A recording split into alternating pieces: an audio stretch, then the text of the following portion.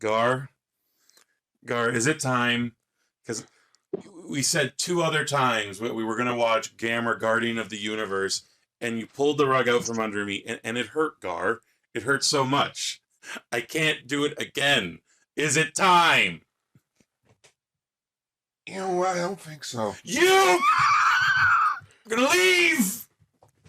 I will leave. I can't believe I came all the way here just to say no. Yeah, how did you get in my house, by the way? Well, first off, door was unlocked. That's true. Door down. That's true. But you know what? I think I'm just gonna leave. I had all these notes ready to go, but I didn't have time to catch up on Kamen Rider Gavv or Gozyuger. So, this episode's a failure. I am leaving. Goodbye. We do that a lot. This bit's a little less funny now that he has a lav mic. What's this thing on my chest? How about we cue the roll call and we find out?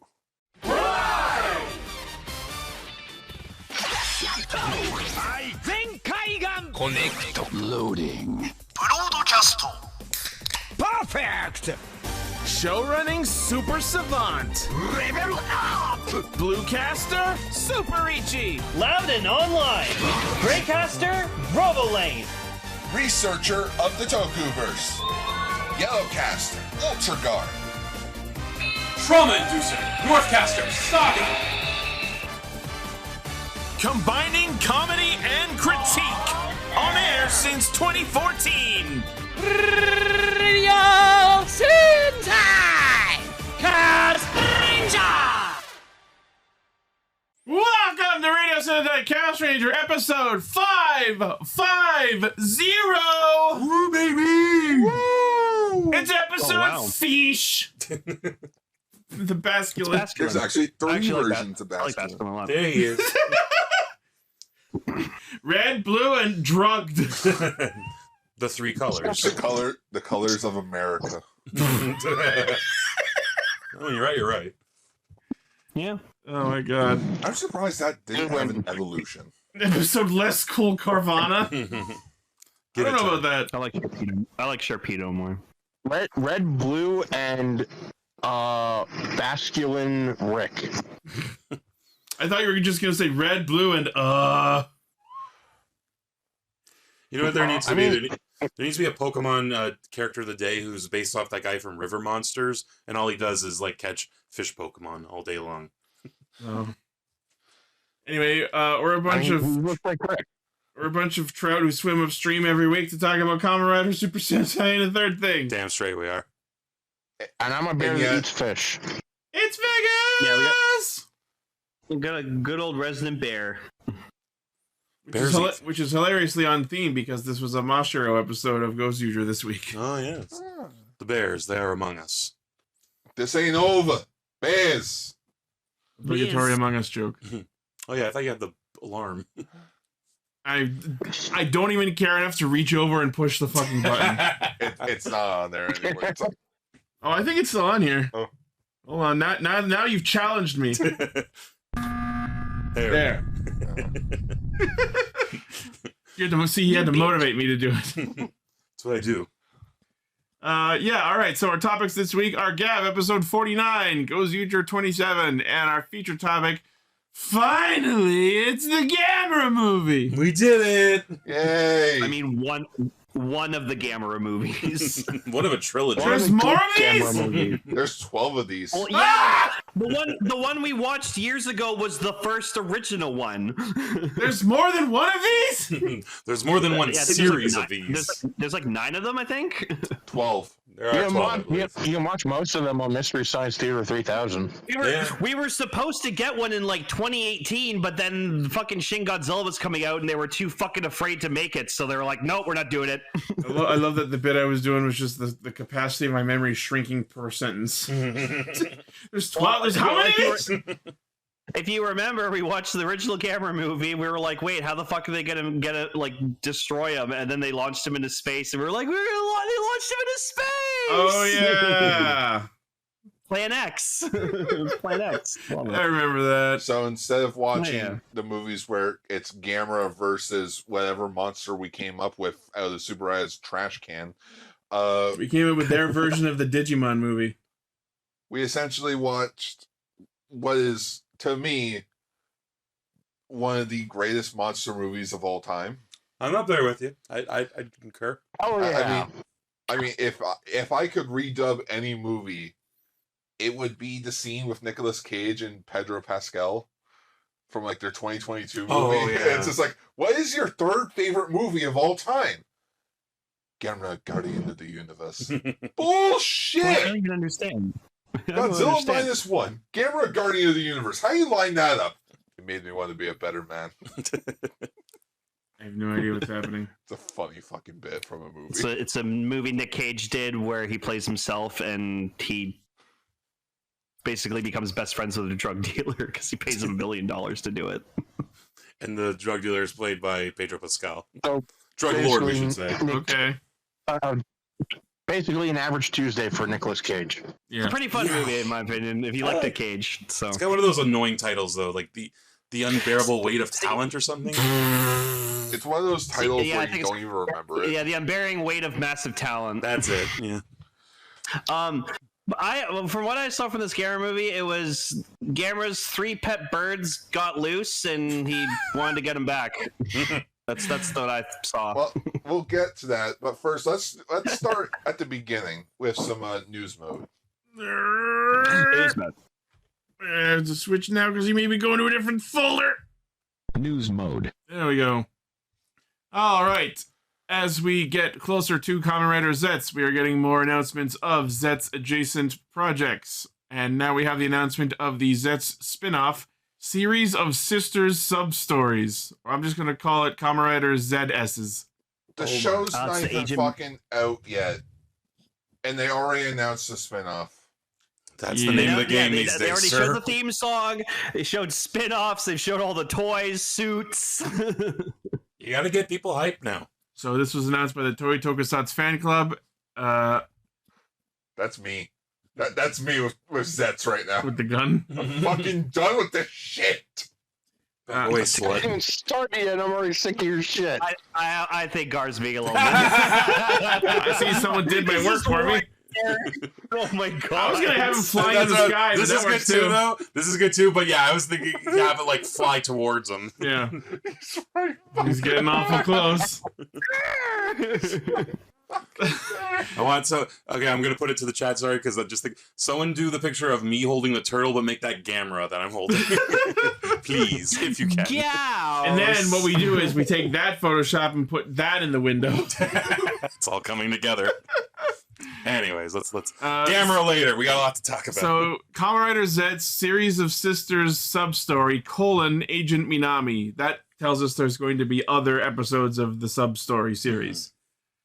This spin-off will focus on Minami Yorozu, the younger sister of Baku Yorozu, the main character, and will depict certain missions that take place behind the scenes of the main story. Our mission. One episode will be released weekly in conjunction with the main Z series. So is this every week? Wow. They're probably Okay, like so mini you- episodes, though, right? Do you know what we're gonna do? We're gonna wait till all of this is done, and Just then we will batch them watch as it one all. topic? Exactly. Yes. We've done Stranger. We can't do just like, oh, we're gonna watch the episode and then the episode of the spinoff. like that's gonna be too much. You mean how like you and I did with Ultraman Taiga, where we tried to do the audio dramas as well? Yeah, but then they stopped fucking subbing them, so we couldn't do Yeah. it. Also, just quick little mention, like, I've been, like, ever since the freaking theme song Visions has dropped, I've been listening to it, like, every fucking day, and Same. I fucking love it. That song's got me. I love that I love that we have a Rider song that says easy peasy and be the goat. It's super fucking great. I love it. Be the goat! What a time to be alive. Right? I love it. It's such a good fucking thing. I cannot wait to see like the opening proper. It's gonna be awesome. All right, so the sub-story will be written by Yusuke Naito, Zed's head writer Yuya Takahashi supervising the scripts, directed by Tomonobu Koshi, who worked on Ultraman Arc. Premiering September 7th on the TTFC. Oh God, no more lens flares.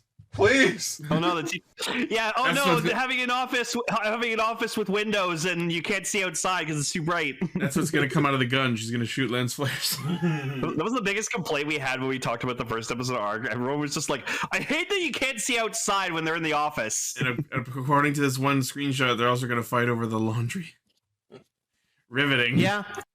Have you ever fought over laundry? It's my turn to do the laundry. Hey, shit can get serious at a laundromat, I swear. That's where I got my third stabbing. And not my last. All right. Next, speaking of Zets, we have SH Figure Arts of Zets Physicam Impact. We have the official images of it. Cool. It's pretty. It's so fucking glossy. Like, oh my god. Oh, yeah. I like it, though. I want to get it. This Spider-Man ass motherfucker. There do be a Spider-Man quality. So yes, Especially like Jesus. Because there's when I one. look at this figure and the form, it's just like, damn, this is American. So Yeah. I don't know if I don't think the figure actually does this, but there's one image where like all the red lines and shit are glowing on it.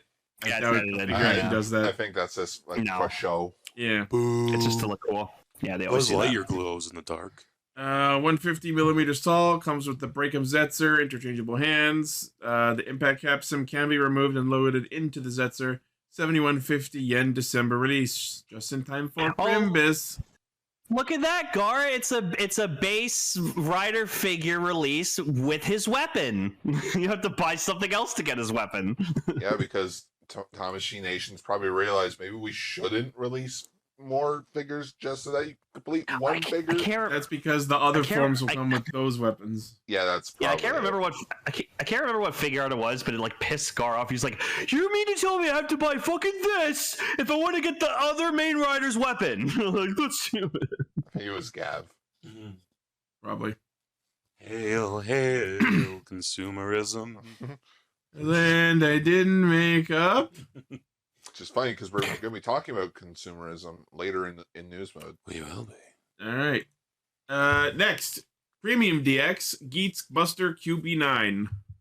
Hey, look, more Geet stuff. Yup. Your favorite, Decker. It's QB fine.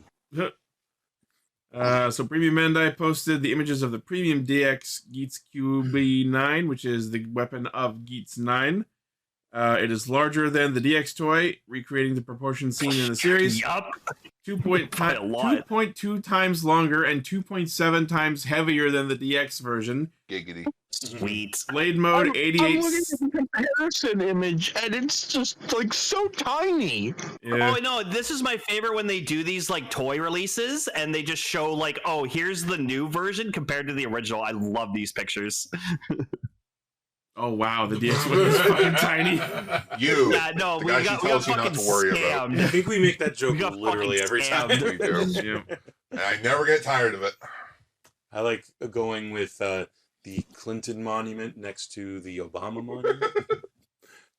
It's a Family Guy joke I stole. So the blade mode of the new version is 88 centimeters in length, and it weighs 1.1 kilograms. I love this article, giving it an overwhelming presence and a sense of solidity. Jesus Christ, that's pornographic. It might as well say the girth. Yeah. The exterior is given a Washington polished. monuments. Sorry, I meant to say earlier. The exterior is given a polished finish with paintwork and painted areas brushed up to create a luxurious look, equipped with a switching gimmick between blade mode and railgun mode. By replacing the blade parts, the proportions and transformation gimmick are compatible in both modes. Attack sounds change to the gimmick. Gunfire sounds can be activated even in blade mode. Like the Premium DX Magnum Shooter 40X, it features a sound effect button. It plays lines from Ace, sound effects from the character, including the Boost Tactical Victory special move. It has 2 varieties in railgun mode and 5 in blade mode. Premium Bandai web exclusive, 18,700 yen, releasing in February. Thanks, Mickey. I'm Jesus Christ. I want to just put like I'm good. black Thanks, sensor Mickey bars Mouse. over the blades. No, Money. sell to Japan, you gotta blur them out. with Oh, the that's true. digitized. Yeah. What a weird law. I was trying to come up with a different way to react to the absurd price, and that's what I landed on. Let's boy. Because you'd have to be as rich as Mickey Mouse to afford it, huh? You brought that around. Nailed it. Oh boy. Next. So yeah, we all knew this was coming eventually, but they've announced the toy version of Bear Kuma, and immediately we got confirmation of the best feature. It does in fact print bills. I was fucking kidding when I made a joke about I was about this. to say I was like, imagine they released a Bear Kuma premium Bandai that actually spits out receipts. I was Yup. fucking kidding. God damn it. Yeah. God fucking The damn it. name of the toy release is DX Talking Bear Kuma. Please send me the bill. Jesus. God damn I it. was gonna say, please send me money. And I guess it should be like to bring up. It doesn't actually amazing. print these, but it comes. It dispenses them. I just made a bullshit joke, and Bandai's just like, no. I wonder if they're all 11 million yen, or if there's like different prices. Imagine you let's could print see. your own prices. That'd be amazing. That'd be Oh, I hilarious. hope you can use this with Monopoly money. All right, so Bear Kuma, an updated DX toy version. It can say lines from the series, and it has a new invoice issuing function. God Wait, damn maybe it. it can print bills. The version plays 20 lines from Bear Kuma, new compared to the DX version. You can enjoy Bear Kuma's greedy yet lovable character to the fullest. All right. The design from the regular DX toy was changed. Now has a feature where Bear Kuma can issue an invoice by passing the invoice through the opening at the bottom. So you have to shove the bill up its ass in order to get it to print out its mouth. Isn't this like that episode of South Park where they learned how to shit through their mouths? Yeah.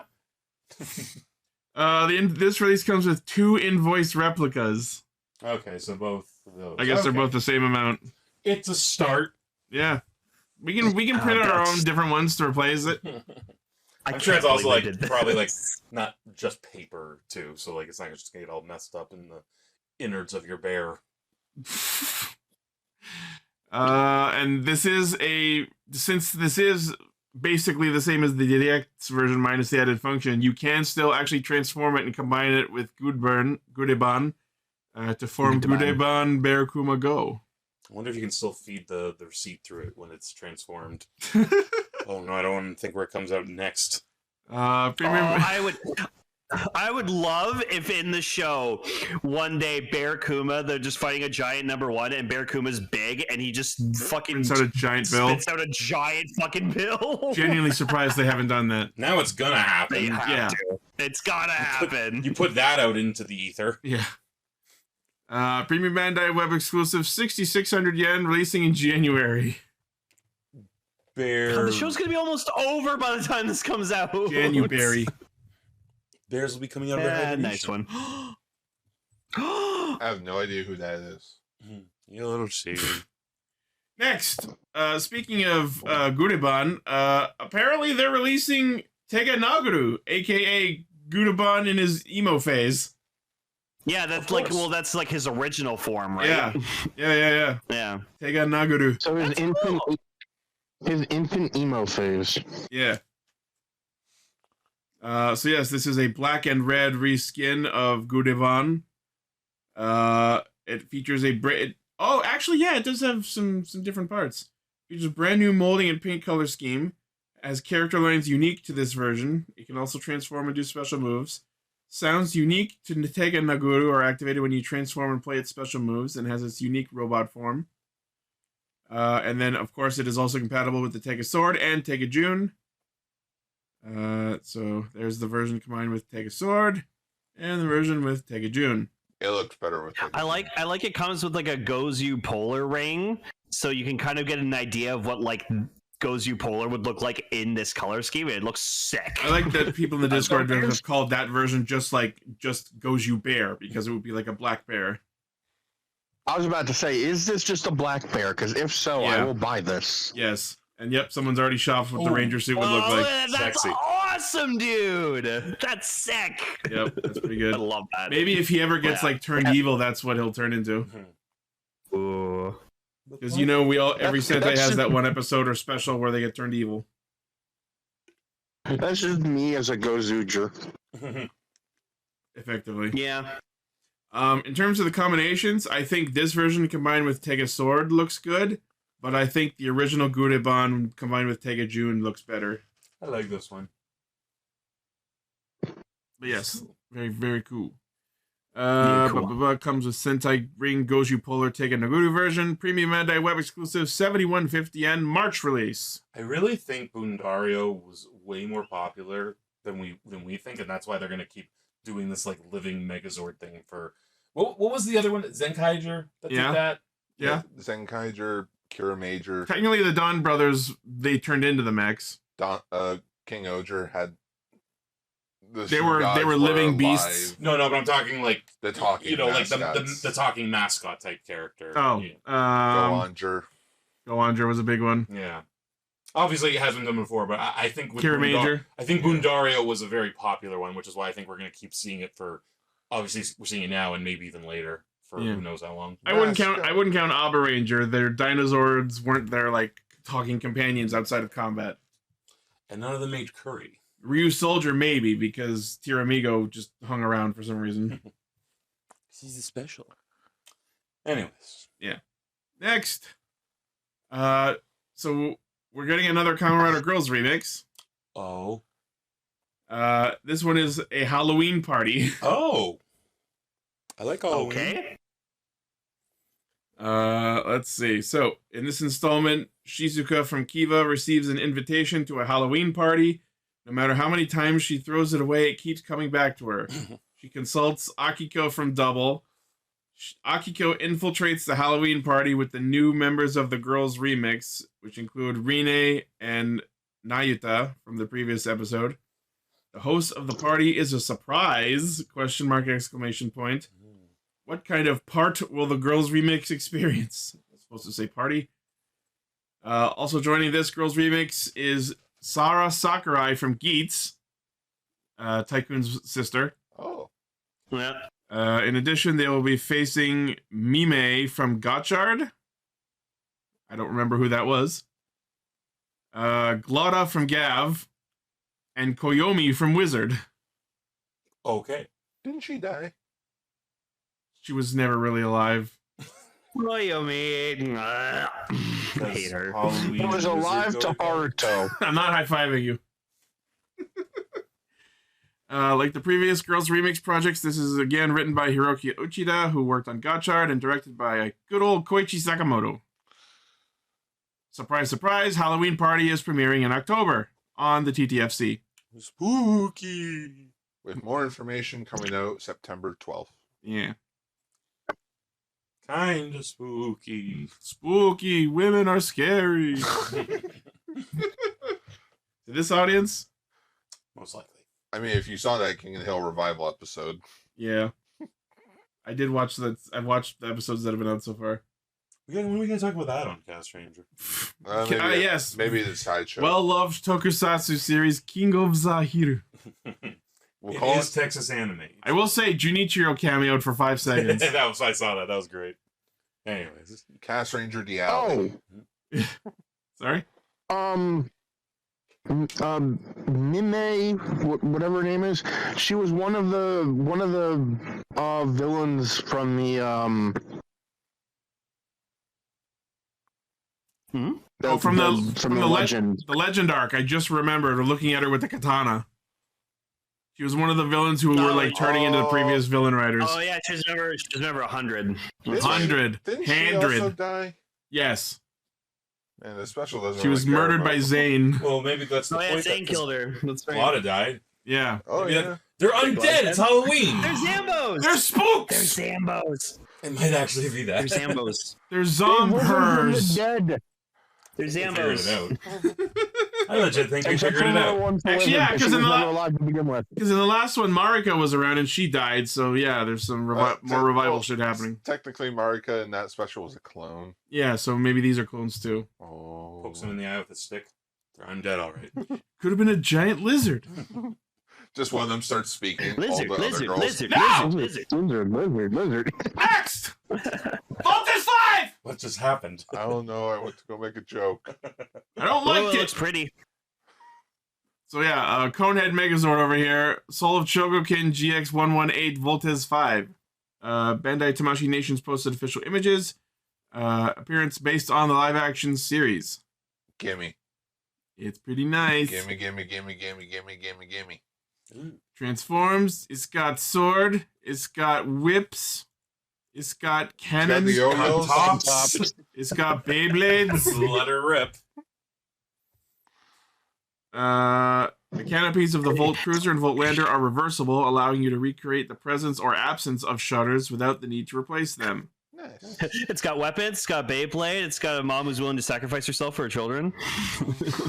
The Volt Bomber features a I'm unique... sorry, that's the one thing I take for the most from Voltes 5 when we talked about it was just like I love the mom was so like I'm gonna sacrifice myself for my children. Mom, fine. I will die. Yeah. It has a tank mode that's just it down on its hands and knees. Oh, that's clever. Dino Megazord did it better. Did Dino it? Megazord was just sitting on its ass. Did it really? Yeah, but Yeah, it that's better. sat on its ass. Yeah, and then it stands awesomely. up. Can't call that a form. That's giving up halfway. Anyway, 55,000 yen February release. I like the coloration on this one a lot. Like, Yeah. I'm sure this is mostly the lighting, but the way the paint works with the light is really well done. Yes. Very cool. Next, please. All right, Gar, take over. Alrighty. Hang on. Let me get my phone so I can actually read this stuff. Here at Castranger, we're always prepared. Oh yeah, we're totally prepared. These are news stories that Gar added to the news, so he is taking responsibility for them. Alrighty. It's on the fucking screen that you're looking at! I can't read that far away. You! Super Ad Productions collaborated with the Dodgers. So Ultraman and the Alien Bolton were at a Dodgers game in America. Is it Bolton because ball? No, it's just one of the more iconic aliens. In fact, the Wait, announcer... the Los Angeles Dodgers? Yeah. Los Angeles Boltons? I mean, Japan loves baseball more than probably Americans do. Which Ken Sato's EA was actually there as well. Yeah, That's cool. So, Love him. also, like, Chris Ultraman Sean. has his fans in America, so I doubt, like, no one at the stadium didn't know who that was. Especially older people. Yeah. I love this one picture of Ultraman coming out to the field, and there's like a bunch of people just like smiling, clapping, and then there's this one guy off to the right, this old guy with a mustache, just going, What the fuck is happening? "What the fuck is my life?" What's happening to baseball? I remember when the sport was dignified. Now we There's have no Ultraman in baseball. now we have AI girls singing "Take Me Out to the Ball Game" and One Piece collabs. Oh, There's no rule that says an Ultraman can't play baseball. I saw like in Japan they have like baseball games and stuff, and they just have like Japanese like VTubers and shit, just like freaking like doing like ads and announcements. I'm like, oh no, where have we come? Jesus Christ. We're racing towards our own extinction, and I, for one, can't wait to embrace it. And I, for one, am heading the pack. This kind of reminds me, Lane, did you see that Hayden Christensen did something similar a couple weeks ago? Oh yeah, in his jersey he had 66 on it. I was like, yeah, That's cute. oh, that's great. I love him. Nice cooperation between cultures. Nice. Very cool. I'm sure a lot of kids were like, ooh. I don't know who that is, but I'm curious. Wait, if this happened recently, I bet a lot of kids who were at this were like, that's not Ultraman from Superman. Where's Superman? Superman. I do love Bolton's like, hey, I'm clamping here. I was like, what? Is the clamps going to throw the pitch? Actually, it was the president right there, right behind him. Oh, okay. One would think that he, being of the Dodgers, would dodge it. Yeah, I'll never understand baseball. Yeah, me either. Is that all for this one? Oh yeah, that's it. Now, what the fuck is this? This So- is interesting. And My immediate reaction, I looked at the bottom right and went, Raremon? So You Bandai of Japan. Apparently, there's a toy expo going on in Japan, As Japan does. as Japan does, and they announced a new Godzilla toy line called Gozy Burst. I believe that is the Let's actual say name. Godsy Burst. Gozy Burst. Where it's they're like 3.5 inch figures, all for like I don't know, like $10 each. Ish, yeah. Yeah, so like you got your Sanders, you got your Heteras, your Gigans, your Godzillas, Biolante in rose form of all things. And that's a funny one. let's excuse that. There's a Mecha Godzilla, Kiryu to be exact, and a Mothra. So if you buy the Mothra, you get the guns for Mecha Godzilla. Oh, Were we just talking about having to buy other figures to get weapons? That's what I just said. That's what I said. No, I thought it was Mothra with gun attachments for Mothra. You know, when Mothra decided to... Mothra back to the fucking teeth with fucking weapons. Awesome. And there's I'm also not burning anymore, motherfuckers. Mothra was tired of getting dusted. and there's also You know what? I just want to see Mothra in a movie be equipped with fucking like twin flamethrowers. You'll be the one burning this time. yes, guy.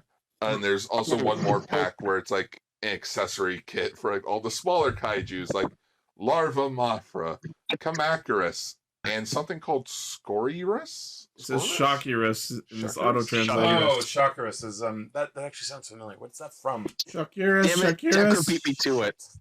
Is it supposed to be Hetera? No, it's its own thing. I'm gonna look it up. It's the thing from Return of Godzilla that was in the boat. Yeah, like the sea lice. Yeah, the sea lice. That's it. But here's Why does Gigan look like a Ben 10 alien? Okay, yeah, go. You can't just throw that in the chat. no, Go. I didn't throw that in the chat. That was Decker because was it? he's so fucking patient. I'm getting to it. Go The down. big thing about this toy line is that they're doing various repaints of figures. And the big one that we need to talk about is, I can't believe it's actually called this, Gatling Gigan. Yeah, click on the green one. Yeah, like It's got I'm an you with idiot. I didn't Japanese. even realize at first. Oh right, I remember you talked. Someone shared this, and I was like, "Oh, I see Dark Gargomon is looks great." Yeah. So they took Final Wars Gigan, took off the scythe hands, took off the chainsaw hands, gave him Gatling guns, and painted them black and green. I like it. Yeah. I like it. Ladies and gentlemen, I give you Ben 10's newest alien, Chickenator. I would have called it Guy Gatling. I call him Gungan. Gungan. Like the Star Wars species? Gungan, Oh. yeah. Wait a minute, Lane. You can't use that. He said destroy you, Godzilla. Gundramon. Yeah, dude, don't remind me of Gundramon. I fucking love it. It's my second Bro, favorite this Digimon week of they all time. revealed fucking Magnetic Dramon, and that shit is dope. Magnetic What Dramon? Yeah. what is that? Hang on, you got someone post a picture of this. But yeah, no, it's fun that we're getting these new toys and they're coming in so many different colors. Yes. And like, Look at this let's motherfucker. see this. Holy shit. Hang on. Oh my. Ice Mothra is cool. I was in Discord, so you see. But yeah, they just revealed this bitch. I love Cool. I love the back cannon, like electric arms things. Yep. Those are his tail's a magnet. Yep. That's Cool. cool. And just to go back to the Gozyuger stuff, there's also going to be Gozyuberst. Gozyverse.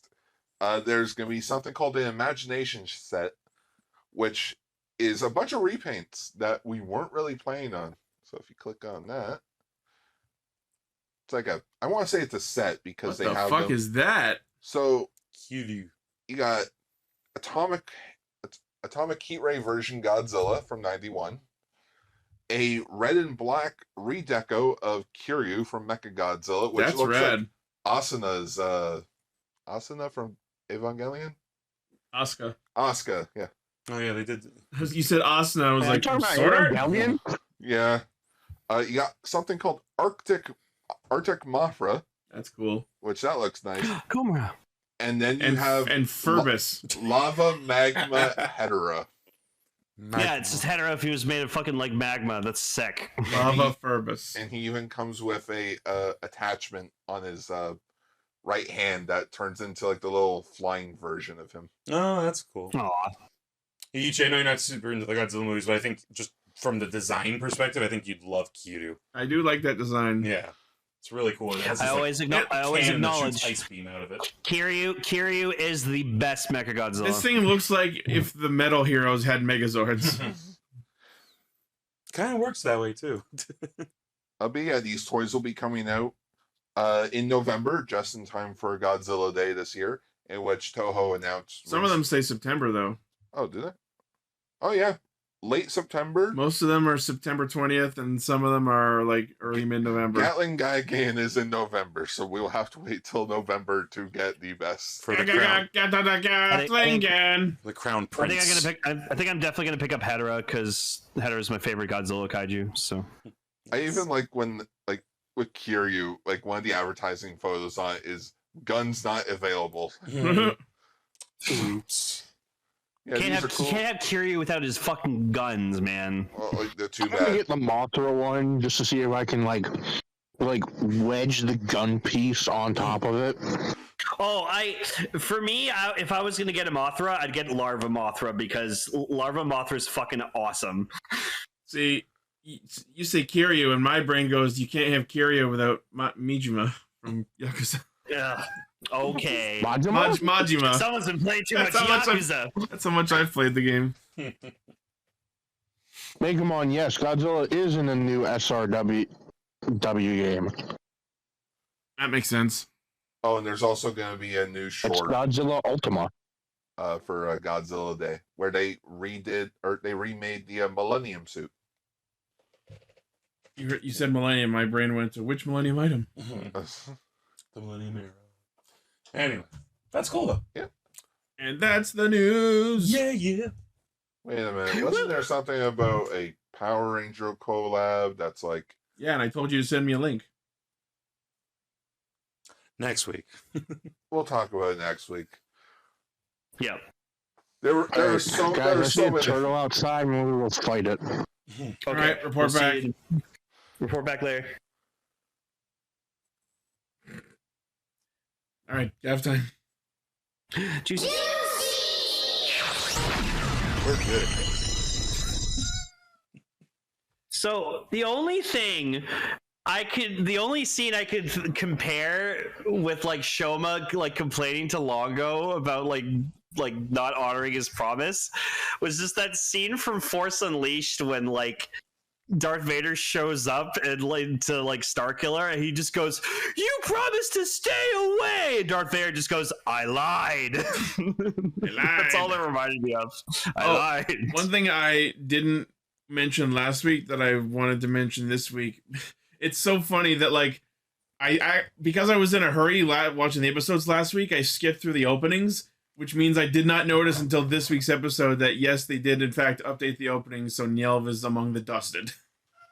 Yep. At least they're keeping up with it. I still cannot believe Jeep has lasted this long. Which leads me to my next point. I was hoping that they would have finished Jeep off this episode so that we could have the final episode with all of them dead except Longo. No, because we need Honto to have something to fucking do. We need Rakia to have something to do. We need Shoma to have something to do. As if we don't need everyone on board to defeat Longo. Someone can fucking do it. Might I just say that even as someone who hasn't like been as up to date about this as you guys, it's like, well, yeah, who could have seen this twist coming? Oh, he was the bad guy. He went back on their deal. I was saying last episode that I was hoping Longo was straight up and that he was actually going to like mend his ways. See, E.G., that would have been interesting though. Yeah. Can't have that. Also, they were trying so hard to make me feel bad that Lizelle lost her father, and I'm just sitting there like, nope, I do not care. Fucking Longo just bitch smacks her over the table. Oh, that was fucking hilarious. I was like, yeah, take that. I'm sorry. I just like they tried to make her like make me care, and I was like, no, I don't care that you lost your dad. He was an asshole. You're a fucking spoiled brat. So my favorite thing about this whole episode is so like obviously Shoma has to go back to Happy Power Ice so we can have more snacks to recharge. But like Monster was like, wait, why are we having Shoma fill up on snacks at a time like this when there's so much danger happening? And Sachika's explanation before they reveal that he's Gavv is just, oh, Shoma feels better when he's had snacks. So with only that as explanation, Masaru fully is on board with creating a fucking smorgasbord of snacks for Shoma, which honestly, they didn't dwell on it too much. But that makes me imagine that Masaru just has a terrible fucking opinion of Shoma. Like, wow, they really want to make sure he doesn't fly off the handle. They just have to, like, keep feeding him snacks to keep him calm. You have to placate him. And then, after they reveal that he's a Kamen Rider, they still don't explain that he needs to eat snacks to generate Gochizo in order to have powers to fight.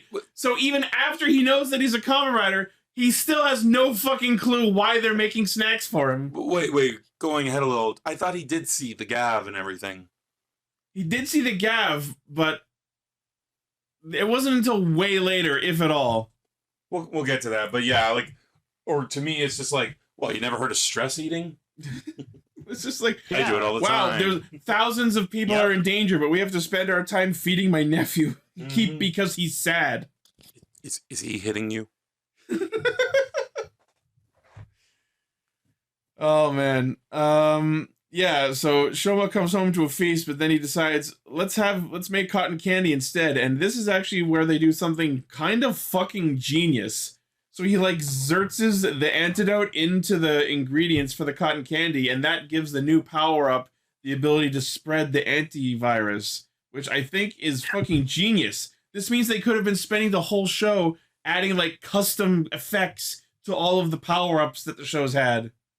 I just find it really funny that the marshmallow form that everyone fucking hates except me saved the world. It's also marshmallow. It's also funny that Monster's first time seeing Gavv in person is the fucked up marshmallow form. I love Formello, man. You know, like I had actually like tying into something later. When I saw him like floating on his onomatopoeia in the marshmallow form, just that thought from the Gamera versus Giron MST3K episode. You know what, guys? It just struck me that this is really goofy. this is kind of silly, isn't it? But yeah, so Kamen Rider can't be goofy. They use the cotton candy to create the Mofupachi Gochizo, which is like the Fuamalo assist form, the same way Chokodan and Chokodan assist each other. And then it just creates a rain cloud of the antidote, which just not only frees everyone from their leap to our doom mode, but also shorts out the evil Gochizos. like I'll say this because I actually didn't like. I usually watch these shows with Ichi. Last night I just watched them on my own just so I would have time for it. And apparently we independently came to that same joke on our own. Well, yeah, it's the obvious joke. It's the only joke you can make with it. Because they all just drop what they're doing, and they actually got a lot of extras for it too. That was fun. I love that like people get out of their vehicles and just start walking. And I like that like there was like a stark silence to it all. Yeah, it was unsettling. Mm-hmm. Also, didn't the uncle figure it out? Yep. They were, or we didn't get to that part did we? We can talk about that part. So I like that. So Uncle Monster has his Justin moment. You guys are the Power Rangers? Are you three the Kamen Riders? Which, okay, I thought this was funny. Like, I understand, second last episode, we have to wrap things up. But it was funny because he said, I suppose your friends are them too. And then Shoma just outs them. That's what I was gonna say. Yeah, okay, he figured it out for you, but you're not supposed to go, oh yeah, no, totally, it's them too. But the thing is, what's the point of keeping his identity secret? No, yeah, I mean, that's always a problem with superheroes in general, especially like ones like this, where would it matter? The reason Shoma was keeping it secret from Masaru is because he didn't want Masaru to find out that, yes, in fact, your sister was in fact murdered by the Granoots. But when he outs his identity, he says all three of them have lost family to the Granute. So I'm pretty sure Masaru is going to put 2 and 2 together now. Mm-hmm. He's a smart uncle. Yeah. Yeah. So anyway, Valen and Vram blow the fucking dark candy factory up. That was cool. Quick thing, though. That was awesome. Before that, I really liked that interaction between the three of them. Right before, like, I guess this is it. This is the last thing we're gonna do. Yep. Like, it was a nice, like, you saw our 3 main characters, not main, I guess, but like our common riders together, and it's nice that they just had a nice quiet moment. Yeah. Also, I don't know if it was the sub I saw, but I really like that, like Vram said to the others, like, let this be our final battle, something to that effect. I don't know if we saw the same sub. But if so, just I like that idea, because usually that's like something said between like the hero and the villain, you know? Yeah. Not between the heroes, like, let's make this our last fight, you know? But yeah, then they blow it up, and it's awesome, like you guys were saying. Although I'm going to be Mr. Boat Mechanics for just a second and go, so they blew up the factory and then carted away with the human presses, and then for some fucking reason untransformed before they had finished escaping. Because then when they get confronted by the group of agents, they have to henshin again, or at least Vram does. We have a quota to fill on henching. Yeah. Ever since you started complaining about it, Ichi. Yep. But yeah, so Rakia decides to play hero and tell Honto to take the humans back to the human world, and he'll fight off the Granutes because he is a Granute. Mm-hmm. And he fucks them Oompa Loompas up. Yeah, Lakia, he is in fact farming death flags. As cool as that bit was, some of the combat scenes where he was like, you know, fighting the group of agents, some of the like coordination and choreography was kind of weak. You know what I mean? Like, it was clear that this was a filming set. The fighting didn't look convincing. And especially, it's kind of sad because we've been praising the fighting in this show so much. Yeah. So maybe that's why it felt more. I'm not gonna say it was bad, but just like, I think we're used to better at this point with the show. I've had better. I've had better. Mm-hmm. 0 out of 10, no drop kick. Well, that's because Valen wasn't the one fighting. I know. It's not a question of how many suits of the agents. He could have been fighting 2 mooks versus however many he's actually fighting. The point is, the movements he was making didn't look like convincing fighting. Like when he trips the one dude and then like kicks the scythe into the other. I don't know. I just felt like more effort could have been put in there. I think it's because like they're exhausting their budget at this point because the show's almost done. So yeah, we're almost done. We had to phone a few in. But I do like that one shot, like right after he henshins and he just like starts tendriling all the agents. Ew. Yeah. And then Honto is carting the box of human presses through the Millennium Hallway, and then Jeep runs into him. I really hope we get a nice fight sequence between the two of them in this Millennium Hallway next episode, because that would be awesome. Also, I really found it funny when Lizelle they already went through one of the doors back into the human world, so that's not happening. But I also really found it funny when Lizelle like ran back to like her house and like ran to her dad's office, and she's like, "Anybody here?" And I'm like, "No, your butlers are all like made from your dad." So yeah, no more butler agents too. Yeah, no more butler mooks. No more butlering for you. Now you just have a big empty castle to yourself. Like you always wanted. Not for long. Not for long. Not if Honto has anything to say about it. Yeah. Oh, wait, you know why he didn't show his uncle? Because that'd be fucking gross. He's like, here, I'll show you, uncle. Look, I eat this. Then don't show me your organ. And then it comes out of my stomach hole. Ew. The show's disgusting. That's the thing. We're used to it, having sat through this whole thing for the last year, but I guess it still would be a weird concept to humans. To a normie, yeah. Like, we're past the fucking window on the mirror on this one. Why do you have a toy on your stomach? That's my stomach penis. Oh, God. Wow. It's got a handle. It spins. What? It's like the Granute equivalent of helicoptering. That's what I'm going to do. I'm going to get a fucking... I only slightly regret what I've said. Only slightly. You were saying? No, I got to get like one of those, like a red Gavv, and just like kind of maneuver my body so that it's. Wow, wow, wow. I'll be the worst stripper. Yep. Yeah, so the episode ends with Jeep running into Honto and Longo running into Shoma, and it looks like the final battle's gonna go down on the next episode finale. We will finally beat Longo, the most interesting villain ever. Finally, we will defeat Captain Combeover. Yeah, Ichiro, if they had done more of a face turn with him, I think that would have been better for the story, because we've said it before, but like Gav's had a problem with the stomachs as far as them being villains, you know? Yeah. And then Terrazy in the Discord says at least he didn't pull out a Kamen Rider power form. Yes? Asterisk? We'll see. It's very unlikely at this point, but not 0% chance. Maybe Gamera will save the day. Maybe Lizelle will rip the black Gavv off Jeep and become the final villain. No, we don't need it. We don't need Longo to become a rider. It's stupid. There's literally only 22 minutes left of this show. Let's not. And some movies. I love that. We only have like 22 minutes left of the show. The show that we've been watching for the last year, there's only 22 minutes left. That's literally what's happening. Yep.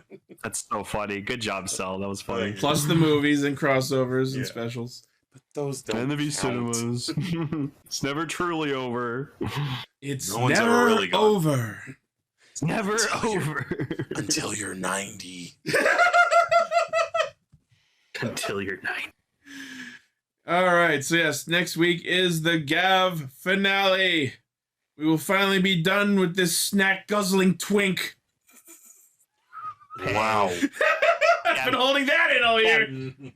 Gav's been good. Gav has been good. Maybe Zeds will be better. Only I hope so. time will tell. I'm on it. All right, take us in. Engage.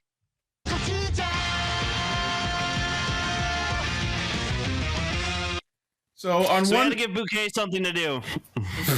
that's kind of yeah. Even though we have this whole thing with Rico that we could develop and or resolve, but no, we're gonna delay that No. with a fucking amnesia episode. Those are the best. Yep. No. Now, on one hand, I want to give the show some points because Mashiro's done jack fuck all since the arc he debuted in, so I'm glad we got an episode focusing on him. But on the other hand, I feel like they try to make him sympathetic with this, oh, sure, he's an asshole with money, but he does it because it's how he shows love. And I'm like, oh boy. He bills people money so then he can go spend it on them to make them happy. And then he's like, I'm gonna bill you all over again. Oh, I hope you do, Mr. Mashiro, sir. You are This could God. this could be seen I'm as a sitting form there of like, what? this could be seen as a form of mental abuse. Like, oh my Also, god. the fucking Yeah, I guess- monster. elephant in the room here. Okay. The African elephant in the room. No. Like, my literal reaction to this was sees that the monster is where I could be mispronouncing this. A Kefia? Oh no. Sees that the monster is money themed. Oh no. This is one of the most racist things I have seen in a long time. You know what? I'm gonna see if the wiki article about this has any sort of I don't want to say justification, maybe. Explanation. Yeah. Well, the explanation is stereotypes. Because like you always hear about like people like there's a lot of people in the Middle East like like Saudi Arabian princes have like shit ton of fucking money and Money No One's design is affiliated with money, merchant / Arab oil tycoon, and a fiddler crab, Shiomane key, because money. I oh guess my that's a god! crab. Fucking Japan loves their puns. I love that while I was watching the episode, Gar's one question was, "Why does he have a cigar?" Because that's all I could see from the screen. I'm like, That's all I could see through the fat. What's also interesting, we do actually like one of Mashiro's like good deeds is him like returning a dog to an Arab sheik. Yep. And like, okay, this feels We like say good deed, but he does charge Yeah, several million yen for it. yeah, but then they make a joke about it. Oh, is that all? Because like again, Well, it's haha, nothing. Yeah, Arab like, is rich. Oh, but yeah, like, I just this seems like it's trying to be progressive, but failing horribly. So it's like the 90s. no, yeah. I saw this monster and I just went, "Oh no, guys, no!" If anything, it's an analogy for Mashiro himself. He's trying to be a good person, but he's going about it in just the worst way. It's just like it reminds me of like Indiana Jones and the Last Crusade when like the villains of the movie are trying to get like access to like this canyon, so they go to this like really rich Middle Eastern guy and it's like, we brought you all these treasures. I want that car. Rolls Royce Phantom 2. Phantom 2. I even like the color. The keys are already in the ignition, Your Highness. Oh, you and me could just riff that whole movie someday.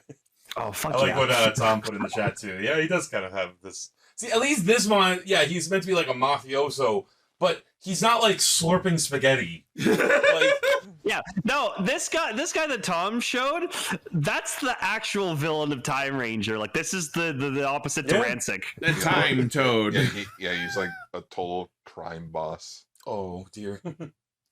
Okay, so but yeah, we got that out of the way. There's a very racist monster in this movie. Can we God damn it, Toei. talk about that? Apparently, Mashiro, back when he used to be Goju Leon or Goju Wolf, sorry, he used to just help people because he wanted to help people because it was just a nice thing to do. And the Gozu Leon of that time went to him and go, "That's great, you're doing nice stuff for people, but you should fucking get something out of it." I was like, "What the fuck, dude?" Good to know that the previous team of Gozyugers were also crackheads. Well, this comes with the ring, I guess. I guess. It's a fucking requirement at this time. At least this is somewhat like playing. Okay, this is why Mashiro is the way he is. Why he's a bit of a callous asshole, because his peers were callous assholes apparently. Yeah. Who were still trying. Like, okay, I feel like this show is trying to do something. Maybe not succeeding. It's trying to do like more, like three-dimensional like characters. You know, where they do have these big deep flaws. But again, this is a show that tends to reset itself at the end of every episode, and we only have 22 minutes. Yeah. So, like, I'm not saying this is bad, but like, it's a little clunky. Yeah. You know, it's a little like doesn't know which direction it wants to go. You can kind of see where they're going with it, but they're just banging themselves against every wall along the way. Mm-hmm. Mm-hmm.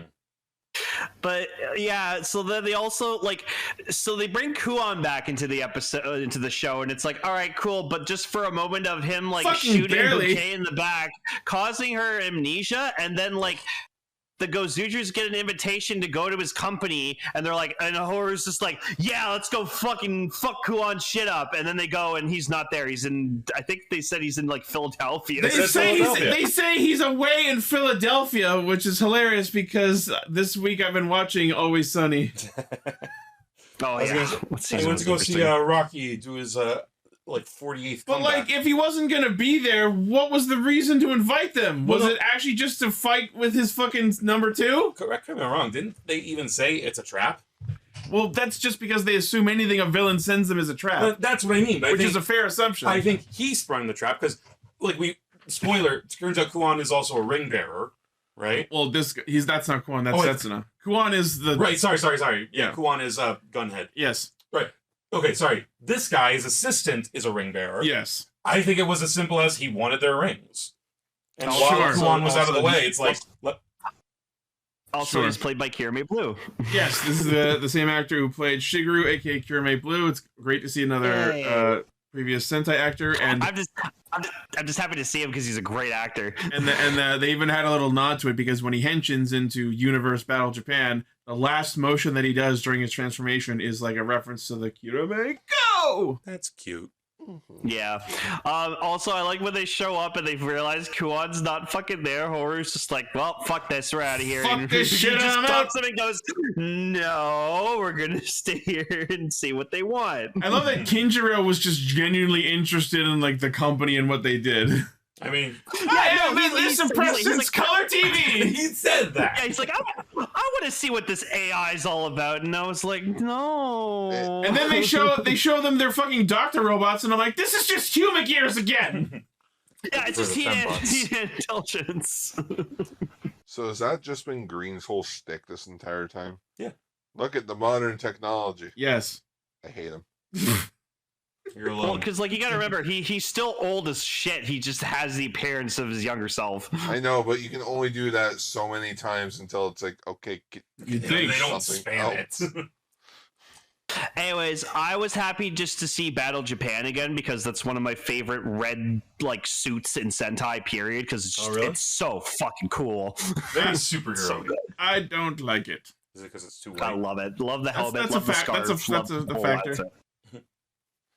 Closest thing we're ever going to get to a Marvel crossover. Mhm. Yeah. Ain't that the Deep proof?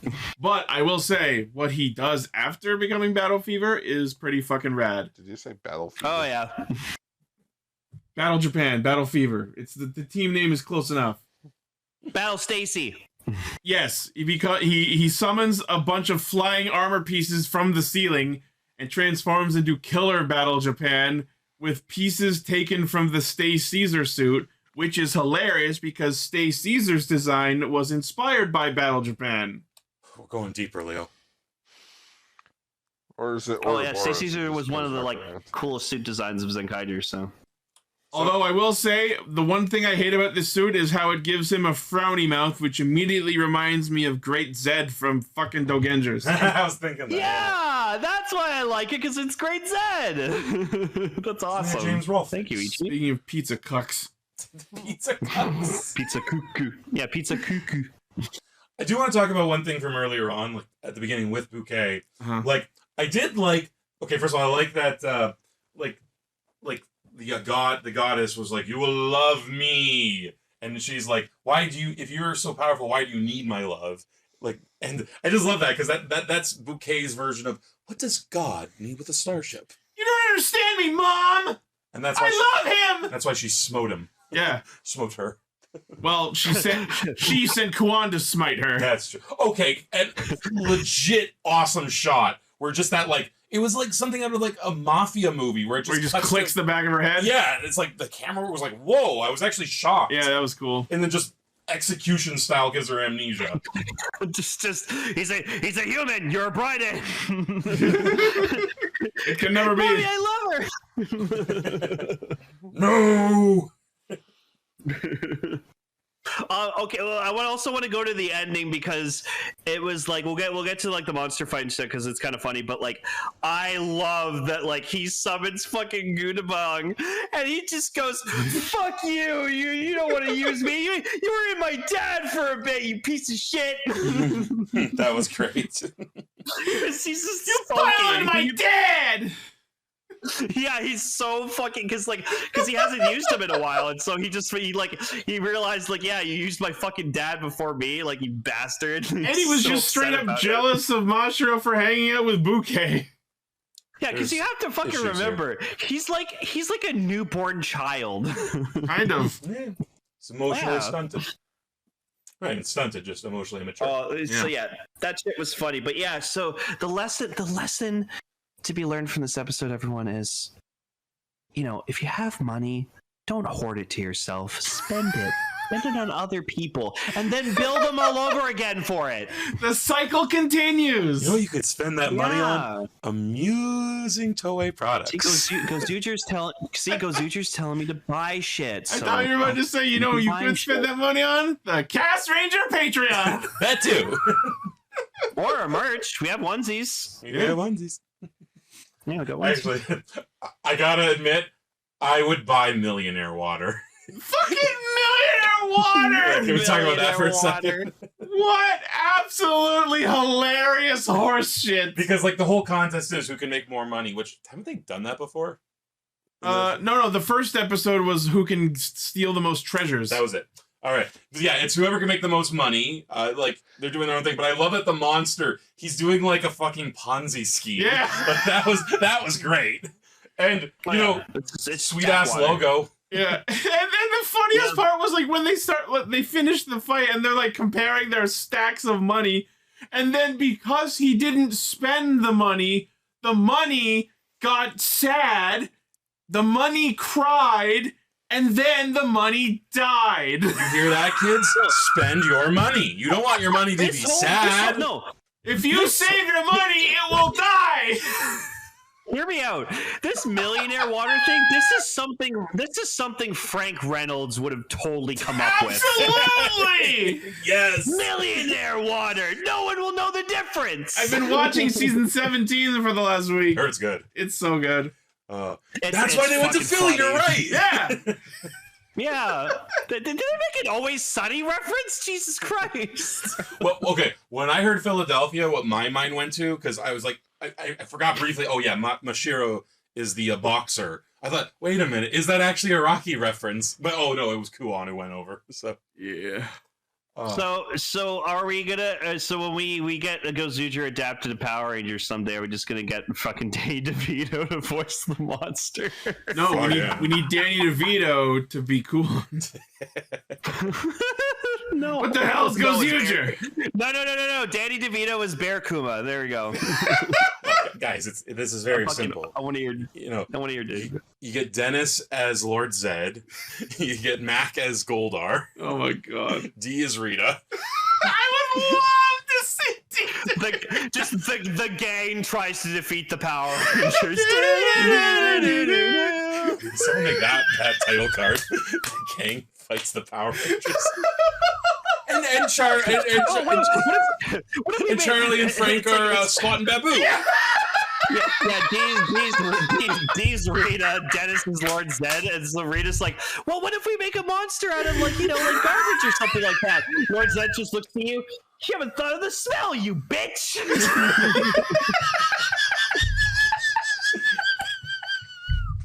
I got him. We need to take just fucking clips of Rita and Zed together and just fucking dub over Dennis and D. Oh my god! Hilarious.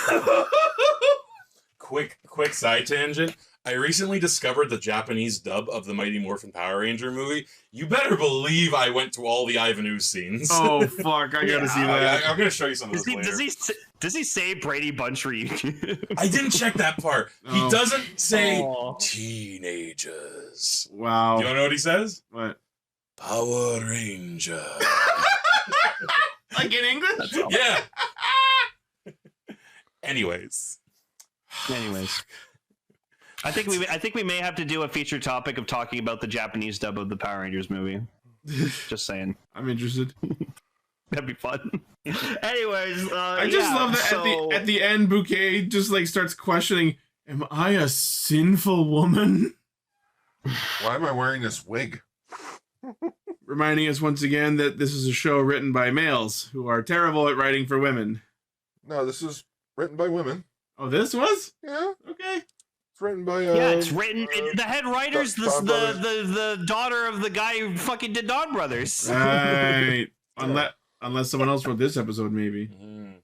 Oh, not this episode? Huh. No, they've been very consistent. I think it would be more progressive to say that maybe some women can't write women. Equality in terribleness. Yes. Wow. We can't all be great. What episode is this? 27? 27. Yeah. But yeah, just like, again. Oh, really? Yes. Really? Well. This was written by Hasegawa. Whoops. Who's that again? Dinah. Gridman. Gotchard. Oh. Huh. Gotchard with all of its amazing, well-written female characters. Hey. Anyways. Those were in dinosaur outfits, alright? Without the monster of the week being the way he was, I thought this episode was pretty funny, especially with Goudaborn having his fucking emo moment. That was funny. I liked it. Is it Goudaborn? Goudaborn. Goudaborn. Goudaban. God, Dad, I wish I was never Goudaborn. Why don't you let Mashiro pilot you again? I want the next episode to just start with fucking Goodburn just going to his fucking dad. You let him ride you? You piece of shit! This raises all sorts of Technically, questions. he's been riding me since before you were born. Oh! Because he was the previous He's Gozyuger. ridden me more than you. I hate you, Dad. I want more of that. I just want more of Goodburn just going to fucking Tekasword and just them having fucking family drama. It's so good. We're like, take a whore! Just Megazord drama is what I'm here for. It's so funny. On the next episode of My Two Zords. No, now I'm picturing All it right. like they end up on like a Jerry Springer type show, and by the end they're hugging. What did we learn today? You are the Zord. I should have told you. I'm just picturing Tegajun. The world is mine. World is mine, you beep. Like holding the globe and everything. They told me it was a test tube Megazord. Lies. They All told me it was lies. Premium Bandai. All lies! Don't worry, I'll be bringing up Austin Powers not too long. So next week, Bouquet gets her memory back, I guess. Well, yeah, you can't hold the like Lane. I agree. I like this episode minus the oh dear monster, but yeah, the amnesia plot is always really. This was a filler episode. Yeah. I have a Tegajun in my room. You give me 5 minutes, I'll go get it. Bam! I'll blow their brains out. Dead. Done. Kuan, you just don't get it. I mean, what are you going to do with someone that has memory loss? Pretend that, oh, they're my husband. Now we take care of this hot spring and we now have 3 kids together. I'm gonna put out my guess there. The second she sees Rikuo, memories come back. Yeah, I think that sounds like could be Because they're building up like, oh, I want to know what love is like. I want to know true love. The second she sees Rikuo, it'll all come back. Or she'll like look in the mirror and see Norman Osborn there. Avenge me! Oh, yeah. So next week we get like Evil taking Clone over Rangers! Gozyugers. We did it. Oh, they're evil? Oh, they're clones? I thought they were the actual Gozyugers. They've got the Garyudo's X on them. And scarves. Yeah, they're and AI scarves. I Gozyugers. like the scarves. Oh, you know why? Because they just showed us in this episode that they make like AI robots. Yeah, that's true. So these are AI yeah. robot clones. I wonder if they'll have additional fingers. They're evil because it's AI. I mean, you can look at Tyranno's hand there. We can see that it looks like they have normal amount. Oh yeah, there you go. There's them fighting them. Okay. Yeah. Lane, you saw Mission I wasn't Impossible sure. Final Reckoning. You know AI is evil. I the did. entity. Did we learn nothing from 01? No. What were we supposed to learn from 01 again? Robots are good or bad at the whim of the user. The same lesson No, I do you already know- learned from Dot Hack. It's actually a Do you pretty know good what lesson. also taught that artificial intelligence is bad? Terminator. And that's a 41-year-old movie. No wonder no one's seen it. Yeah, I haven't. Shit's God, good. Skynet's gonna be real. We're fucked. Jokes are real now. Yeah. Anyways, let's talk about a turtle we all love. Turtle!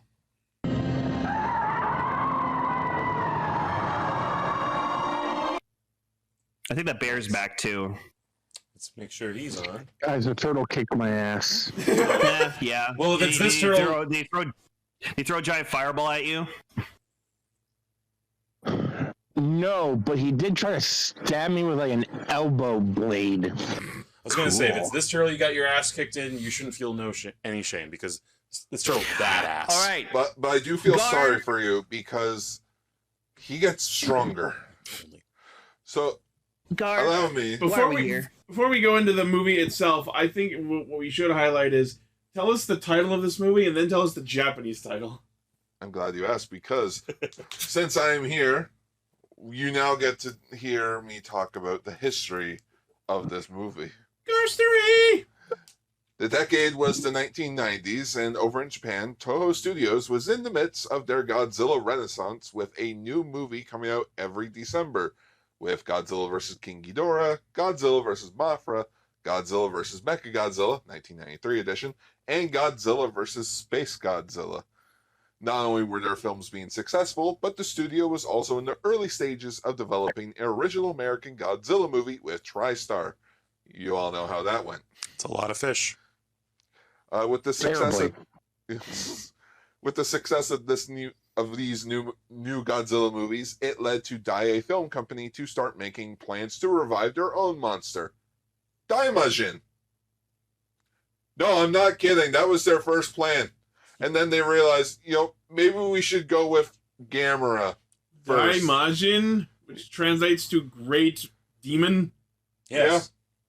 There were 3 movies in the 60s. That was the one with the big stone statue, right? Yeah. Yeah. The Great Stone Dragon? So yeah, it was decided to bring back Gamera instead. And when I say bring back Gamera, I mean the studio's initial plan was to do exactly that, with the same writer and director of the past Gamera movies. Thankfully, plans changed and a new crew was put together for the film. On Monday, April 25th, 1994, Daiei Studios announced the new project to the press. Gamera, Giant Monster Midair Battle. And I am not joking. That sounds like a Toku movie. That is the title of this movie in Japan. Because I didn't know that. When you said there was a different title, I said jokingly, what's it called? Gamera Flying Collision Attack or something? You were pretty I was close. pretty close. Yeah. For director, we got Shunsuke Kaneko, alongside Kazunori Ito as screenwriter, and Shinji Higuchi leading special effects. The film would wrap up production later that year and make its debut at the Yubari International Fantastic Film Festival on February 17th, 1995.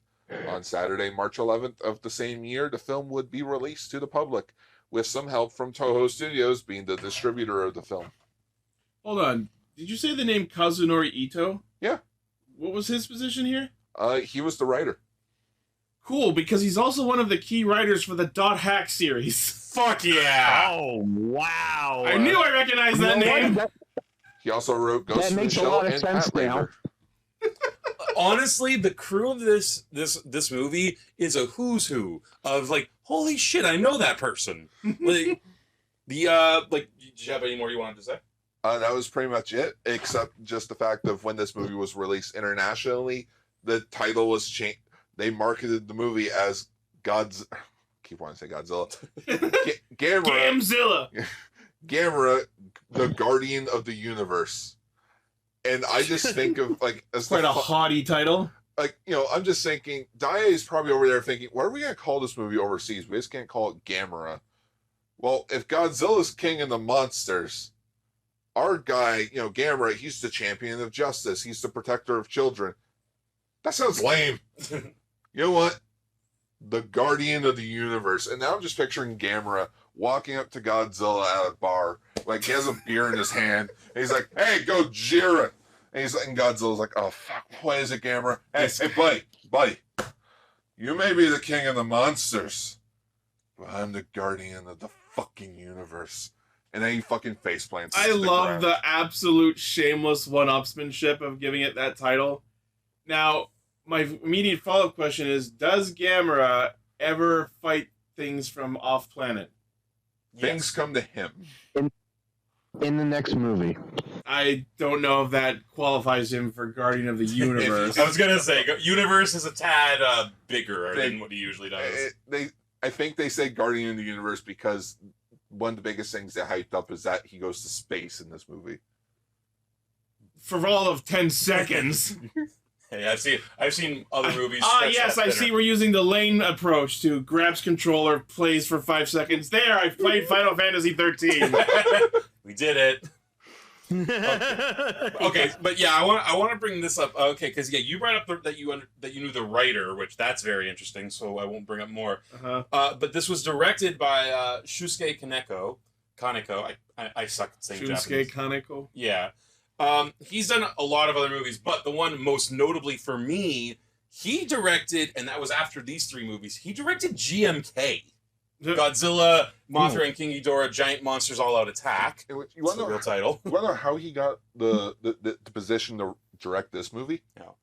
He asked Toho, hey, can I direct Godzilla versus Mothra? And they said no. And then the Daiei producers were like, hey, you want to do Gamera? He's like, yes.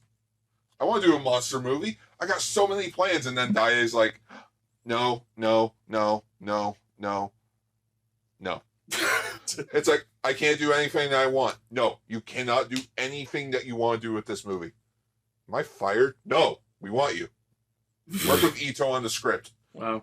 Here's the script. Oh, well, it actually works. Okay, yeah, you guys can keep doing it. And to answer Tara Z in the Discord, I have not seen it, so I know jack all about Pennywise. No, Ichi has no interest in it. Monster Clown. The only thing I've seen that's even close is the epic rap battle of history. But another behind-the-scenes person on this, the special effects director, is Shinji Higuchi, who you might know as one of the directors of Shin Godzilla. Oh. And the main director of Shin Ultraman. Yes. And also the fucking, what was it? The Attack on Titan live-action movie, which isn't very good, but it has really cool effects. But yeah, so basically this was them going, yeah, let's make a new Gamera. Because, like, you know, there is this monster boom that's happening. And you know what? Just in time for Gamera's 30th anniversary, too. Mm-hmm. Cool. And this whole thing ended Let's up make a being... Gamera movie and just crank it up from child friendly to dark as fuck. Okay, see, that's an interesting thing, because Gar and I were talking about this. How non-family friendly is this? Because, so if you don't know about Gamera, yes, Gamera originally started way back in the day in the 60s as, like, let's call it what it was. It was trying to cash in on the success of Godzilla, right? But then they realized we should make these movies more kid-friendly. So Gamera got really kiddie as it went on. So for this movie, we showed children a cow sliced in half. Yes. And that was my point, though, because, look, I love this movie. Sometimes the tone feels a little at odds with itself, because it's like, okay, what's happening is horrific. Like, because what is happening is there are monsters who, this is rare for a kaiju movie, they're eating people. They're hunting people down, you know? Usually in giant monster movies, they don't do that. They're just knocking shit over and people die because of that. But yeah, these ones are actually hunting people down. But then I thought about, look, it's impossible to separate this. This movie is also piggybacking on the success of Jurassic Park. Yeah. Like, you feel that a lot, like with the tone, with some of the characters. Lane noticed something. We'll get to that in a bit. But yeah, and when I think of Jurassic Park, like, Jurassic Park is very scary, but it is also a family movie. Like, kids love that movie. So, again, with Gamera, I can see how they were trying to go for that medium, which is a little weird considering, like, how terrifying the Gauss look and how huggable Gamera looks in this. Oh, yeah. Like, that was their big thing. Like, they had so many ideas. Like, Kazunori Ito and Kaneko had so many ideas to redesign Gamera to be, like, the serious thing. And Dai is like, no, you cannot change that design. Or rather, you can modernize it, because he does look different from his Showa era counterpart. He looks more like an actual fucking turtle in this than he does in the Showa era movies. Let's be for real. In the Showa movies, he looks like a goddamn pancake that was burnt. He does, and that's a good way of putting it. But yeah, this feels like a modern take on Gamera, which is hunched over turtle. He has tusks, big eyes. Which Gamera's a pretty simple creature overall. I actually bought the recently released movie monster series, Gamera 1995 edition. He's been here the whole time listening. I know. Well, I just love this thing so much. I love how big it is. Yeah. I like his tusks. Yeah, like, he has tusks. He's hunched over. He just feels bulky, and I'll be for real, this is my favorite design of Gamera throughout this trilogy, because spoilers for later, we will be talking about the other two movies. And we're going to delay those even more. No. We're going to do it over the course of the year. So in 6 months, we'll do Attack of Legion, the second one. And then 6 months after that, we'll do Revenge of Iris. Revenge of Iris. Thank you. The Professor? Yes. Yes. They're in the movie. So I just want to say something real quick. I'm coming at a place where I watch almost no kaiju films. I watch very few of this stuff. My takeaway that I had coming away from this movie was, oh, so this is where they got the idea for the Greymon versus Parrotmon movie. Yeah, you can actually kind of see that in this little fancy. Look, Digimon, I think, wears their references on their sleeves. Yeah. I mean, the fact that they straight up went, no, Greymon's Gomera. That's just Gomera from Ultraman. Kinda. Yes, Vegas, you were saying something? Were you saying something, Vegas? No, I was just I was just agreeing with the whole Digimon thing. Oh, I see. Sorry. All right, so like another way to look at this movie is how like they're doing the thing where reboot. Like this isn't a sequel to the original movie. Like just Gamera has never appeared before, as far as we know, and I think this is the case. Giant monsters have never appeared before, and now two are which makes it really weird because people don't really react that much to the presence of these giant monsters. I'm gonna chalk that up to some not great direction. We'll get to that in a minute. Like people in crowds are panicking and running and evacuating, but like the main characters of the movie, I don't ever really see reactions out of them when they go, "That's a giant fucking monster." Well, to be fair, some of the acting, first time acting's third movie from Kaneko. But yeah, so like basically the movie opens in a wonderful day for night shot. Don't do that. Yeah. But yeah, we see that there's these boats out and there's a radiation leak and an atoll is approaching them, what appears to be an atoll. And oh, the Aladdin 3 jokes we made. Like you see it moving under the water. I'm like, oh, it's the Vanishing Isle. And it does. Show me turtle. It's never in the same place twice. Which, funny enough, actually interestingly enough, the captain of the marine ship is actually an actor from the original Showa era Gamera movies. Oh, really? Cool. Yeah, he was actually embarrassed of those movies. Never had them on his portfolio. But when he did this movie, he was reminiscing about those movies and eventually acknowledged, "No, I did those movies. I like them." It's like Patrick Stewart. I am like Iron Star Man. Trek at first. He was basically like like Stanley in these movies. He was in every Showa era movie as a different character, as like spot the actor.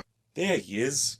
And then the captain of the other ship, he was in some of the Showa era Godzilla movies. Oh, So it's sort of like the old guard, like leading the ships. So the premise for this whole thing is, and I kind of like this, there's two stories going on that are going to converge because they are related. One is dealing with the atoll, which, spoilers, is Gamera. Yeah. Who could have seen that coming? Yeah, you essentially have the Gamera story, which is the A plot, Yeah. and the Ghost story, the B plot. And they form together and make the C plot. And what I sort of like it because I even timed it. It takes us that long to see No. plot. It takes 26 minutes for these plots to finally converge onto each other. And that's pretty good. Like this movie, I feel is paced very well. I think that's part of why I like it so much. It's always moving. Like yeah, it has some lulls, but you know, it can't just be go go go the whole time. And if you're having trouble keeping the stories apart, don't worry because the movie absolutely has your back. Anytime it switches between the two plots, you'll know because there's a terrible fucking slide wipe to separate them. When it is not a tokusatsu scene, there is some amateur editing going on in this movie. That's part of the charm for me. Yeah. But it's like, what the hell, guys? Like, don't do that. 1 or 2 is fine. There was like a really weird cut. Sorry to interrupt, so. No, go for it. There were, later in the movie, there's this scene where like a mother is buying, trying to buy like red snapper or whatever, and she's complaining about the price, and she's like on one end of the store, and then it immediately cuts to like there's a cut, and she's immediately at the register, like someone just like erased part of the film or something. Yeah, no, I know what you mean. It's like we're saying, like when it's not a tokusatsu type scene, like the editing takes a bit of a dive. Oh heck, we were talking about like with that exact scene as well. With the daughter, she has all this meat because they're having guests over. Yeah. In which the clerk, she doesn't have a name in the script. It's just clerk. So she's scanning all the meat, and it does that that swipe shot to a grill with the food on it. And it's like you had the perfect opportunity to pick up the meat, scan it, and as she puts it down, cut it to like another piece of meat being tossed on the grill. Yeah, I want to talk about a very good edit I saw in a movie recently, The Fantastic Four from 2005. No, for real. Movie's better than a lot of people give it credit for. I love honestly. that movie. There is a wonderful edit in that movie where it's the part where like Doom is starting to go nuts and he sees his reflection on the ground on a piece of glass and he crushes it with his foot, and on the cut, it goes to him smashing the case with the helmet in it, and it's so well done. And I'm like, that's more what I'm looking for with what you said, Gar. I apologize for my voice. My job involves me talking a lot. There's water if you want some. I have. Yeah, we also have some water. We're just gonna be essentially bouncing around here and there. You know what? Speaking of guest actors, Colonel Satake, who works for the Japanese Defense Force, that's Ultraman 80's actor. Nice. Yeah, you were saying one of the actors was an Ultraman. Like, Lane, do you know that one? Which one? The Colonel in the movie, who was with the environmental people. He was Ultraman 80. Oh, that's cool. I like seeing stuff like that. That was also probably like in '95 for like an older Toku nerd. Yeah. That was probably like, oh hey, look who it is. Yeah. So the other, That's really cool. I mentioned how there was 2 plots going on. The other one, we have one of my favorite human characters in any kaiju movie ever, our ornithologist character, Nagamine, who is brought to this island because there was an attack, an off-screen attack, and this felt very Jurassic Park with the rain and everything. And the last thing they got through on the radio was, "It's a bird!" So like they bring her in, and Lane, I love how you brought this up because the village is ransacked and there's a giant pile of shit. I looked at that and I went, "That's a lot of ranch sauce." And that gave me somehow a worse reaction than if it was like, "Oh yeah, bird shit, fine. It's a giant pile of ranch." And I love there's this wonderful touch where like it's got like real cockroaches crawling all over it. Yeah. Oh, it's disgusting. And then they start like fishing out the undigested bits of the dude who got eaten. Yeah, it's like her professor's like pen. There's some and sunglasses. And what were you gonna say, Lane? Just like she just started like digging into it. I was like, it's her job. Yeah. And of course also there's a dog. Poor dog. Okay, yeah, that's what I want to talk about. Dog. Because this movie, again, it doesn't fuck around on that sense. Because people die. We usually don't see them die, but people die. But this movie lets you know, because not even the dog's safe in this movie. No, that dog just like straight up yoinks as this thing swoops by. Like when they go to the island of Hasagawa, I think it's called. Himegami Island. Yeah, Himegami, that's it. You really hate Hasagawa. Mayumi asks Osake, how many people were on the island? It's like, like 6 families, so there was like 17 people. 17 people are dead. Yeah. 16, because there was that one lady left in the shop. No, that was a different lady. Different island. I think, that was the point of like... There's more than one island? Yeah. In Japan? Yeah, there's multiple islands. This movie's confusing. So, geography is a big part of this movie. Well, they actually bring that up, that like there's migration patterns. Like, okay, because it's kind of weird because they keep calling them throughout the whole movie. They call the Gauss birds. Yeah. They're not really birds. Like, they're not really animals, we find out. But, like, it's weird that they keep... Even she says, well, they can't be birds. They don't have feathers. They don't have this and this. But they still just call them birds. And I'm like, okay, in the original movie, Gauss was much more likened to a bat. Like, they mentioned it can't come out during the days. During the day, It's nocturnal. It's got fucking supersonic attacks. It drinks blood. Well, in this case, it shoots lasers. Yeah, like bats do. Which I'll say this, when they're on the island and they see Gauss fly by, or just like them seeing the damage of it, it's like, this is no bird. This was like some sort of man. It gave me vibes of the original Godzilla movie. I do think that's what they were going for. When they went to the island, it's like, oh, look, a trilobite. Why is there radiation? This whole thing smacks of we're one-upping Godzilla. There is a lot of that in this.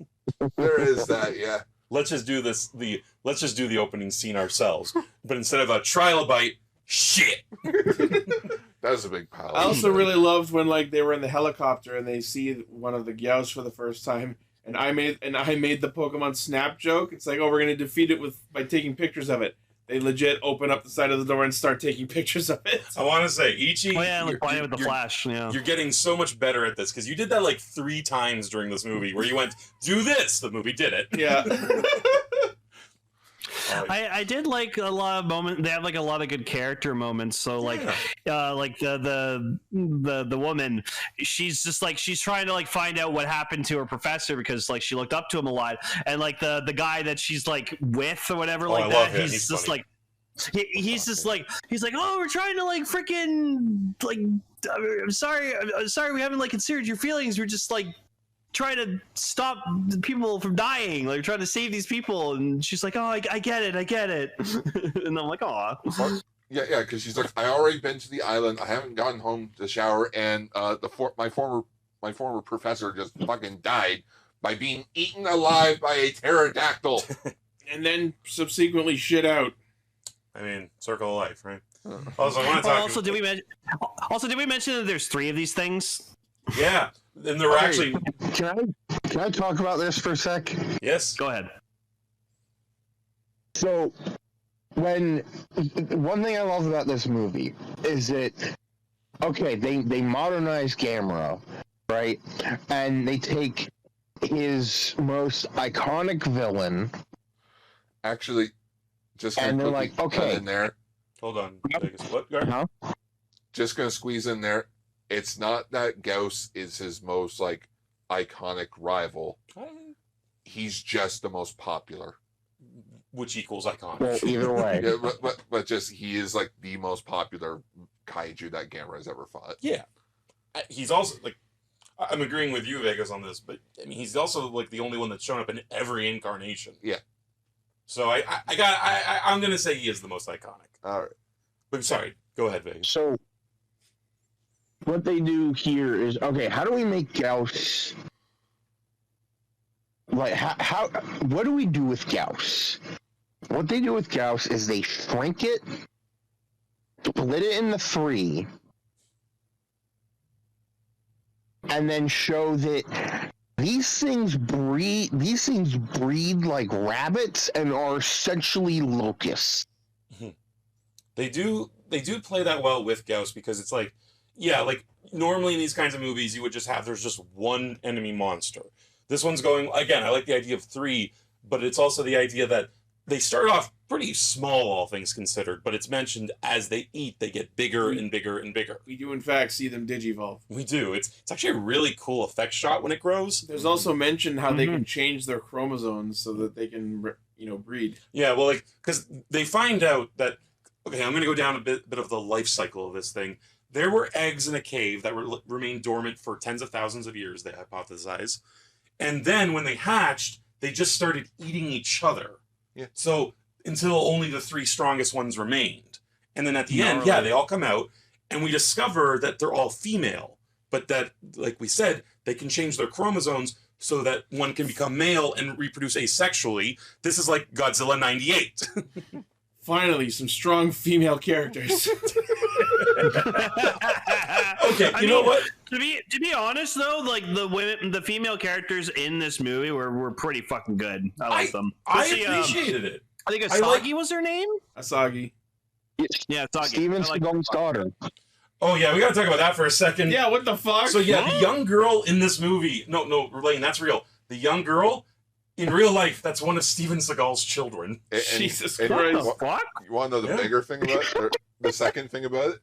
She's the main character of this trilogy. She is. She's in all 3. Well, yeah, they make a big deal. Like, once she finds the Magatama, they make a big deal about how she's like a priestess and she's like spiritually connected to Gamera, and anytime it takes damage, she feels the pain as well. I loved it. I feel like that's supposed to be a reference to Gamera's connection with children, which it is, and I didn't pick up on that until I saw the bonus features on the Blu-ray that just came out from Arrow. She is apparently supposed to represent like how all the other Gamera movies from the past had a kid side character, with her being the youngest member of the cast. Therefore, she is like the kid character. Yeah. And also, I loved because this actually did get a stateside release. This movie. And famously, Roger Ebert said something about the movie, which I'll get to later. But he also, he was so funny.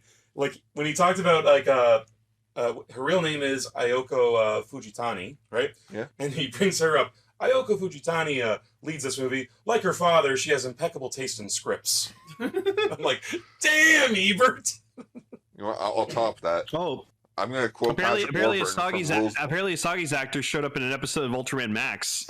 That's cool. To top that quote, here's a quote from Patrick Warburton from the show Rules of Engagement. Thin or fat, that man cannot act. Very true. It's like, I don't think anyone bullshitted their way through life with more success than him, honestly. But also, speaking of what you were saying about girl power, I might as well bring this up because since we're talking about Gauss, Super Gauss, the large one at the end, was played by Yumi Kameyama. It's called Super Gauss? Yeah. That's cool.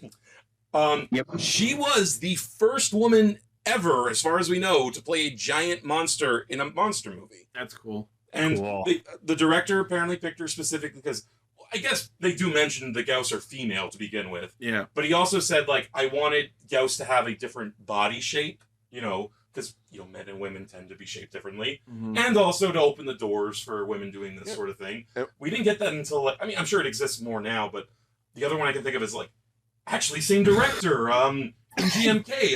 Baragon. Baragon's played by a woman, too. Yeah. This guy's cool. Neat. Who did the cutest little roars while she was in the suit?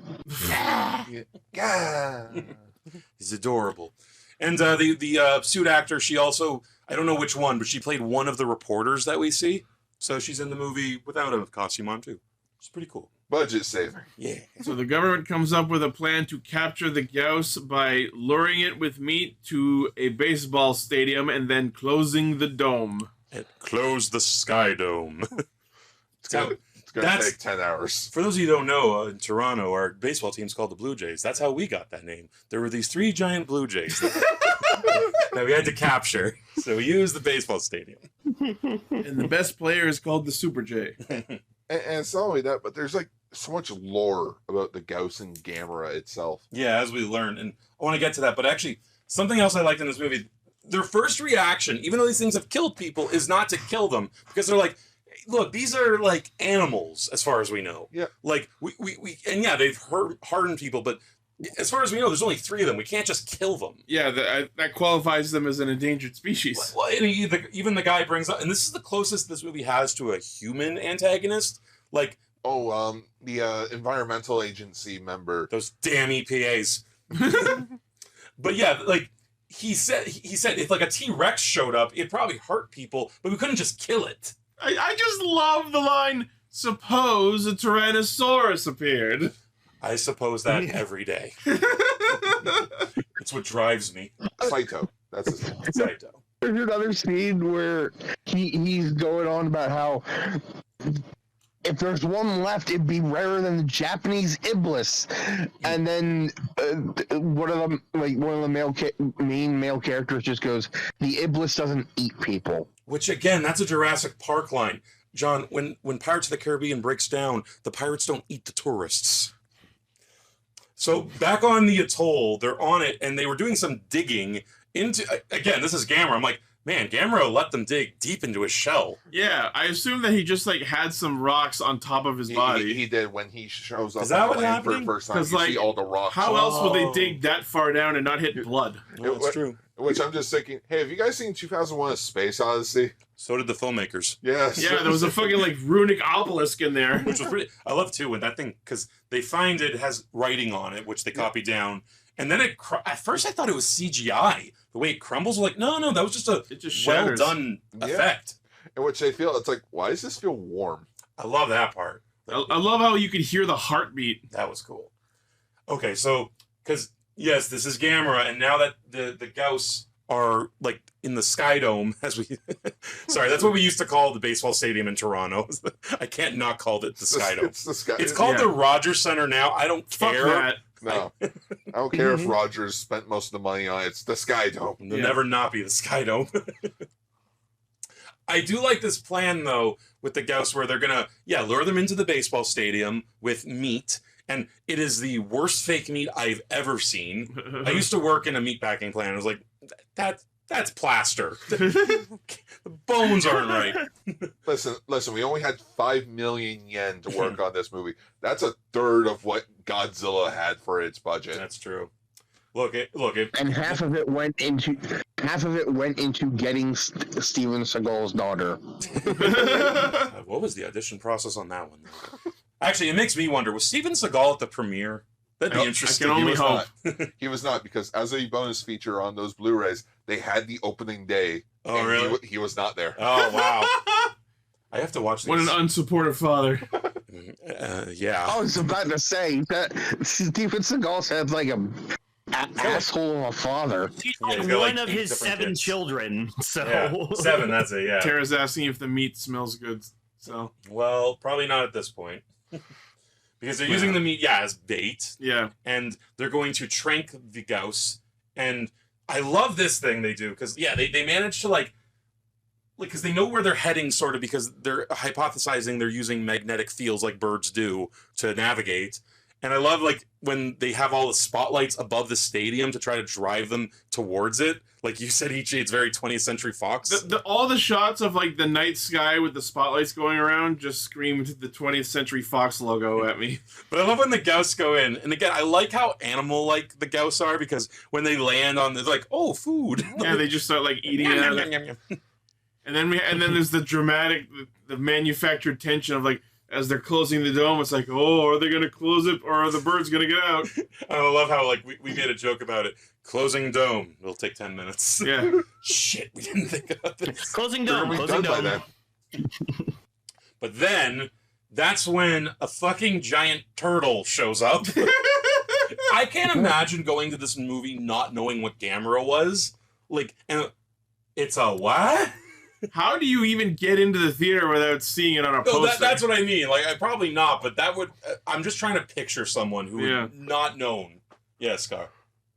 Should we talk about what we found on Tumblr or Reddit a few days ago? Yeah, okay, Lane, you're I gonna don't know love if this. I want to know. No, this is great. Okay, so get this. This is. We got to make this clear. I don't know how. Citation needed. Yeah, there's a citation needed for this. No one ever acknowledges Gamera as a turtle in this movie. No one ever talks about turtles in this movie. Yeah, I don't think so. They never mention. They always mention him as Actually, being a creature from the sea or something. Actually, I do believe they do mention him being a turtle in one part of the movie. But here's the thing, though. There's only one subtrack for this movie. And by translation, and just from hearing it, Yoshinari, the main male lead, never said kame, which is the word for turtle. And this He led. refers to him as a sea creature. And this led to something, again, citation needed, that the director said, where he's hypothesized, this is a world where turtles don't exist. And I'm like, oh my god. That's Fascinating. fascinating. I wouldn't want to live in that world, but that would be amazing if, turtles were just not a thing in this world, and then that showed up. That means- And, look, That don't get means me wrong, there's no Teenage Mutant Ninja Turtles. Fuck that. right? So that I means we feel got like- a bunch of shitty Street Sharks movies. I feel like if that was the case, I think we would have gotten at least one scene where they tried to attack Gamera and they attacked the shell on its back, and then we're like, oh, it's got some sort of impenetrable shell. If only there was an animal like this in our world. I mean, okay, because I'm reeling from the logistics of that, because so much mythology would be changed, so much religion would be changed, so much cuisine would be changed. You said religion. I was laughing my ass off in the Sunset Grill with my parents, as I was coming here today, just thinking about that. Just there's this entire, what is it? Native Americans that the world is on a turtle shell. Yeah, the world's on a turtle shell. But if there's no Get out such of here thing with as this Discworld bullshit. but if there's no giant turtle, because turtles don't exist, that religion's just straight up gone. I love that Tara Z in our chat is like, so what? We have Teenage Mutant Ninja Lizards? No, if we're in a world where turtles don't exist, this is the world where biker mice from Mars became popular instead. Well, here's the thing, though. Yeah. Without Teenage Mutant Ninja Sharks. Turtles, there's no biker mice from Mars, no street sharks. Turtles are. Battletoads. No Battletoads. I'm being serious when I say it's not just as someone who works with turtles. Turtles are an important part of humankind it's such a linchpin. They're such an important animal to like I was saying, so many different reasons. So of course, just in the good. In the Gamera world, it's not. They don't have Teenage Mutant Ninja Turtles. They just have Teenage Mutant Ninjas. That's it. Well, what are they mutants of? Humans. So not the it's just so it's just X-Men. It's just X-Men. It's just Wolverine, Psylocke, and Nightcrawler. I don't know. They're Either that or Toxic Avenger. And then you can still make it that their master is a giant mutated rat. Because like, why not? I actually am like they're talking about in the chat, like the like implications of this, and like I'm picturing like turtles don't exist, and like everything like gets like Thanos snapped out of reality. That kid, I like turtles kid just. Well, no. Why He did would just he be die? like, you know what else this world doesn't have? No. He'd just be like, I like Gamera. You know what else this world doesn't have? Master of Disguise. Well, we take the good with the bad. Thank God for that. No, I love the Turtle Club. There's no Turtle Club. Lane, as our resident turtle lover, like, no, for real, Lane loves turtles, and I was gonna say, Phrase it better. Is it any wonder that the Guardian of the Universe is a turtle, for an animal that is so important to human culture? Lane, where does Gamera rank on the turtle scale? Is he turtly enough for the Turtle Club? Oh, 100%. Like, listen, he's giant. He's got tusks. He shoots giant fireballs. Like he's like turtles do. He got spikes in his elbows. Well, I mean, Is it spikes in his elbows? there is one thing that he does that other turtles don't. He fucking flies. Oh yeah. Oh yeah. By the way, he can project like rocket boosters out of his shell and just fly around. Fucking no reaction from anyone in the movie. Every time Gamera just rockets into the fucking sky. I was gonna agree with you earlier about that. Yeah, like it is weird how everyone just goes, hell of a thing. Like, oh, he flies. I mean, okay, maybe because they've never seen a turtle in this universe, hypothetically, maybe they just assume they can all do that. Like, if they ever just found a normal ass turtle. I don't know if we saw any cars get destroyed by Gamera in the movie, but if they did, I'd like to think, and Ichi, this is where you say the line from the Pokemon thing. Oh my God! Open Kano! There you go. That's what a Blastoise to start a car. Yeah, it's this clip from the Pokemon anime where a Blastoise is trying to wash a car, but his pumps go too hard, and he blows the fucking top off the car, making it like an open car. You know, here's an interesting fact about Gamera in this movie. All the destruction that he does is not done intentionally. That's true. There were several shots where he clearly bashes a building. But he didn't do it as if like, oh, fuck this building. No. This building's in my way. Yeah, the building's in my way. Yeah. Thank God it's Sunday. Yeah. So, like, he destroys one of the ghosts. Like, he literally bitch slaps it out of the way. Like, get the fuck out of here. I also want to talk about this. And, like, if you know Gamera and Ebert, like, you probably know this quote, but I think it must be repeated here. James Rolfe did this, too, when he talked, but it must be said. So, in his actual review, and Ebert, the king of movie reviews, this was a part he brought up, like, because it is kind of strange that our giant turtle can fly, no? Like, with rockets, no less. So this is a direct quote from Ebert. Considering that Gamera never needs to refuel, we must assume he is organic and not mechanical.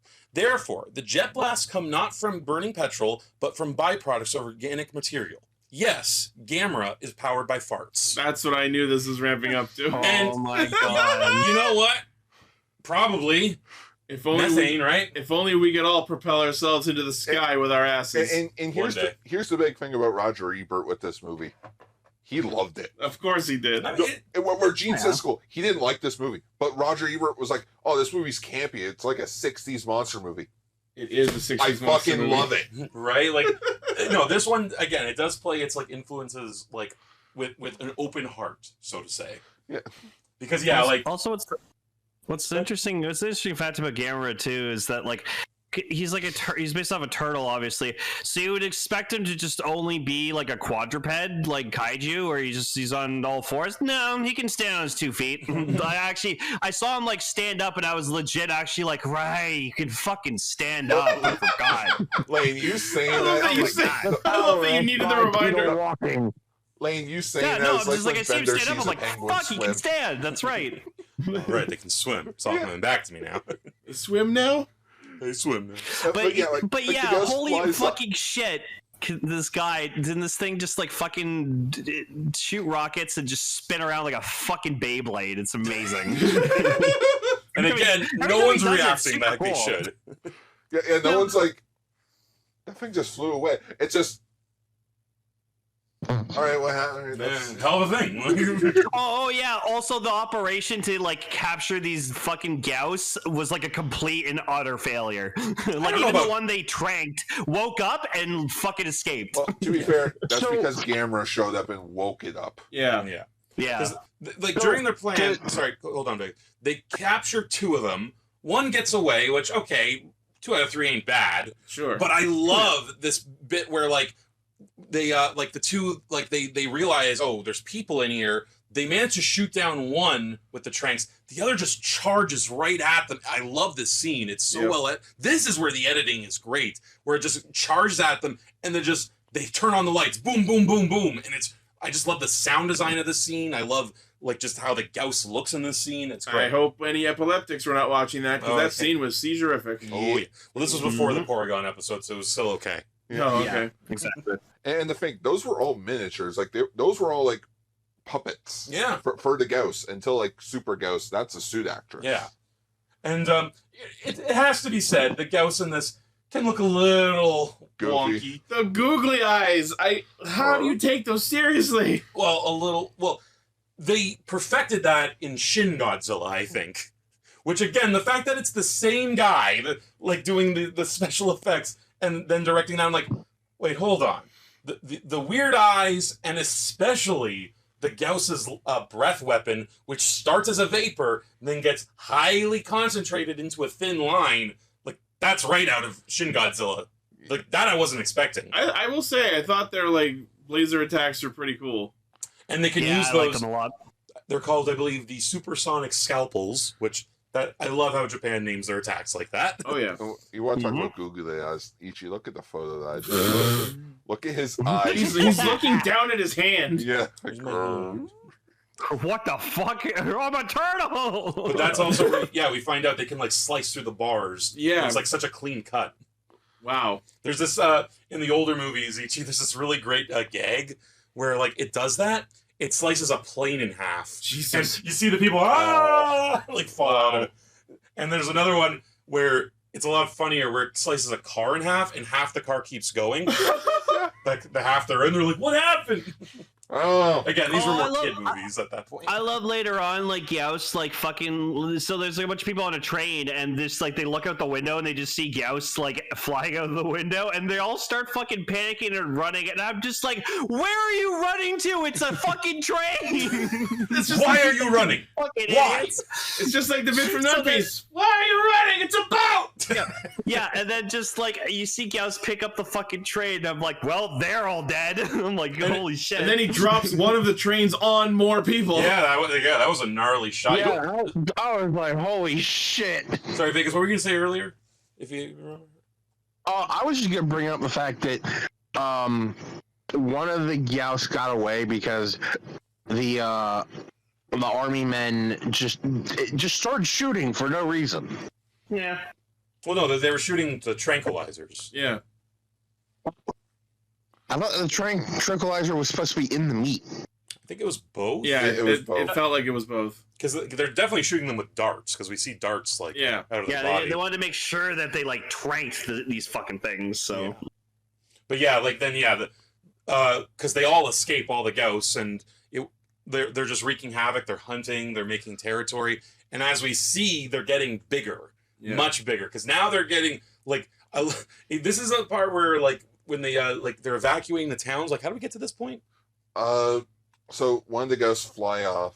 It reproduces some, right? No. One of them gets out of the dome, and Gamera stomps to the city to fight it. That's it. There's a fight, and it kills one of them because it's like Yeah. Bitch throws slaps it. Yeah, like bitch slaps it into like some gas. This is the scene where like the humans are on the bridge and they're trying to save the kid as they're running across the bridge. That's the next scene. Yep. Because there's 3 Gauss. The first one is killed like that night when it appears, not Tokyo yet, Like No. this was where the Fukuoka. Sky Dome was. Fukuoka. Yeah. Yeah. Then we go like they're evacuating villages and stuff. Our main characters go to help, I guess. Yeah. No. So Yoshinari was looking for Mayumi. Mhm. Mayumi went back to the woods, and that's like, oh, we may know where those ghosts went off to, Yeah, and it was in that forest. that's it. I just wanted to bring that up because I love that, like, Yao starts shooting its lightning beams or whatever the fuck, and Gamera, like, blocks one of the beams with his tiny little turtle hand. Yeah, And he And- bleeds green. and he does bleed green. Yep. But that's also to Bleeds show green. because the whole thing was she's trying to save the little boy who got left behind on Yeah. the bridge. She gets stuck in a hole, so our dashing suitor comes along to save her. But oh no, y'all can't be saved. You need a turtle to save you. Yeah. But it's because they have a kid. This is a little nod towards the whole, Gamera is the friend to all children. Yeah. He goes out of his way to protect children, especially. But of course, this is Fights for also the one of kids. those moments where there's the easily predictable plot beat of, oh no, the bridge will get destroyed. Mm-hmm. Did they even destroy the bridge? Oh. No, the bridge was not destroyed. In I could have fact, sworn like I saw something like uncouples if it was about to that's break. because the supersonic thing unlocked the chains, but Right, the right, bridge right, never right. fell. Yeah. The bridge didn't actually fall. Which, fun fact, that bridge is actually still around. Oh, cool. I'd like to go there and hopefully no giant bat But birds come. holy shit! So like Gamera shows up and he just like I guess like this is like one of his like main attacks is he just throws like a giant fireball and he just fucking shoots one out of his mouth and he just blows up this Gauss like fucking instantaneously. I was like, holy shit! I loved how much you like that. Yeah, like gotta be Oh, said it's about so cool. Gamera in general. Gamera's busted strong. Yeah, this is where I started realizing, oh, this is just Greymon versus Parrotmon. I like to think he has really good high defense to attack ratio. So Yeah. Well, like I mean, It's it really collateral. it comes down to the only one who dishes more damage is probably Godzilla. Honestly, like and like legit. I bet if he just reverted into his shell, like it'd be like when Batman puts the fucking shield mode on his Batmobile, like nothing's touching it. Oh, don't worry, Lane. You'll get to that. Lane, I think you're gonna like the next two movies quite a bit. Tara, the Greymon comparison is pretty straightforward. He shoots fucking fireballs. It's Nova Blast. Oh, Nova Blast. I'm Gamera now. Yeah. That's what I was thinking at the end instead of just fire. But just Nova Blast. I wanted, this is cutting ahead a little bit, but I wanted so bad when Gamera like absorbs all the fire for him to just straight up digivolve into something. Well, like we were we'll get to that at the end actually, because I think it's an interesting thing how like he is a turtle, but Gamera is really associated with fire. Very fire respected. throughout his tenure as a giant I monster. think it's just a thing of Godzilla breathes fire, our monster needs to breathe yeah, but fire. with Godzilla, like Godzilla's it's got hot, nuclear it's heat. fire. Yeah, that's what I mean. Like Gamera, it's flames, Yeah. it's fireballs. But it's straight up just fire. He is Turtonator. Turtle. Yeah, I hate Turtonate. Like I hate his face. I like it. I like it because he looks like a real turtle. I guess this is when Asagi, like when Gamera damages his hand, you see Asagi on the Shinko line, like the train. Yeah, you see her and she's got a bandage on her hand because earlier in the movie they found, what are they called, Ichi? Those little commas? Like Oh, the Magatama. They find a bunch of those. Ichi actually called it first. Yeah. Ichi knows his Japanese mythology. I've seen Magatama and other things, so I recognize those pretty easily. I think that was another thing of like you just being in front of the movie. Yeah. Proud of you. But yeah, so she keeps one, and they literally, I like them a lot as like a movie prop. They do look like commas, and as we find the subtitles refer to them as the comma-shaped stones. Yeah. But I do hear them say Magatama, and unless maybe Maga is the Japanese word for comma. maybe, but as we find out later, these have sort of like soul bonded her to Gamera, Yeah. and kind of spoilers, these come back into play in a later movie Cool. with something else. And with, like the plot just goes not off the rails, but it gets deep about this stuff. And as if to push the Digimon comparisons further, anytime she's like in sync with it, the stone glows like a crest. I was really. The I think the creator of Digimon might have liked this movie. the crest of badassery, The crest of fire. the crest of No turtles. So it is the Courage Crest. Yeah. Hey, I want the crested turtles. That'd be the title of the episode: the crest of turtles. Crest of Turtle. But yeah, so like what's basically happening is she is now connected to Gamera. She later says she can like hear his thoughts. She knows what he's going on. And when he gets an injury, she gets one because, okay, so this is kind of a weird plot There's gotta point. be stakes. This is kind of a weird plot point in the movie because they make such a big point of we shouldn't kill the Gauss, we should try to capture them. Gamera, fuck that turtle. Get his Fireball! turn him into soup. Because I cast Fireball! there's 3 Gauss, there's one of this. Well, but they make such a point of it. Well, we got to take this one out because they fucking send the missiles at him. Oh, there's so many fun shots of them shooting missiles and stuff. And they like they crash Gamera into the ground, and it's just like, help, I'm a turtle, and they can't get up. They do that callback where he lands on his back. He's like, "Arr." Oh my god, they are the fucking stones from Cure Major. Yeah, those are clearly inspired by the same Japanese myth. Oh dear. Damn. Oh yeah, did I forget to mention that the Japanese Self-Defense Force helped finance this movie? No. Okay, Is that why they're portrayed throughout the movie? Yes. and always in a positive light. Yep. it's like So it's what like a are you Michael saying? Bay Was this like a Transformers. fucking recruit campaign for? Hey, you! Join the JSDF! Okay. You want to Absol. fight Gamera or Gauss? Join us. Join up. Oh, yeah. That's superliminal. You know what, that's the thing that we also should bring up. Even at Niash. The God, I love prophecy. that crazy chorus. Yeah. Okay. So we find out because like they're translating what they saw on the rock from another language, like using that like in between sort of thing. Yeah. And they have like there was a prophecy where basically what this movie is saying, there was an ancient civilization that probably inspired the likes of Atlantis and others like it. It's always fucking Atlantis. It always comes down to Atlantis. Or for the FF14 players in the audience, it's always the fucking Alligans. So it's hypothesized that they created the Gauss as weapons because, as we find out, these things have not evolved. They're not capable of evolving. They're Like the one chromosome. yeah, thing. they're like perfectly genetically created or something like that. So yeah, this movie brings this idea into play. These are bioweapons. Yeah. They were created by an ancient civilization, Exactly. and they say Who were then subsequently destroyed by them. yeah, but they created Gamera specifically to counter that, but it wasn't done in time. Yeah. And now that the Earth has become polluted and Overpopulated. And it's time for what every kaiju flick ever does and insert the environmental message. Turns out I'm the asshole. Humanity was the asshole. I'm getting all along. I'm getting so tired of that. Oh, That's the true. It's MonsterVerse always did been it for around. a fucking couple movies. And you know, oh, it was that We are the plutonium problem. we were transporting. Oh, that's what started this all. 1 millionth gram could have caused you cancer. But yeah, so that's what they're doing, and Gamera's waking up. Now, here's what's interesting because I like what the Heisei series did with Gamera. They gave him a backstory.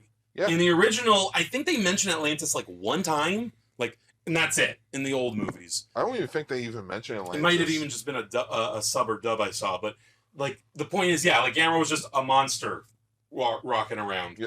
They got woken up through nuclear means Ja- because again, we're just doing Godzilla but turtle. Jet crash in the Antarctic. Gamera woke up. Yeah.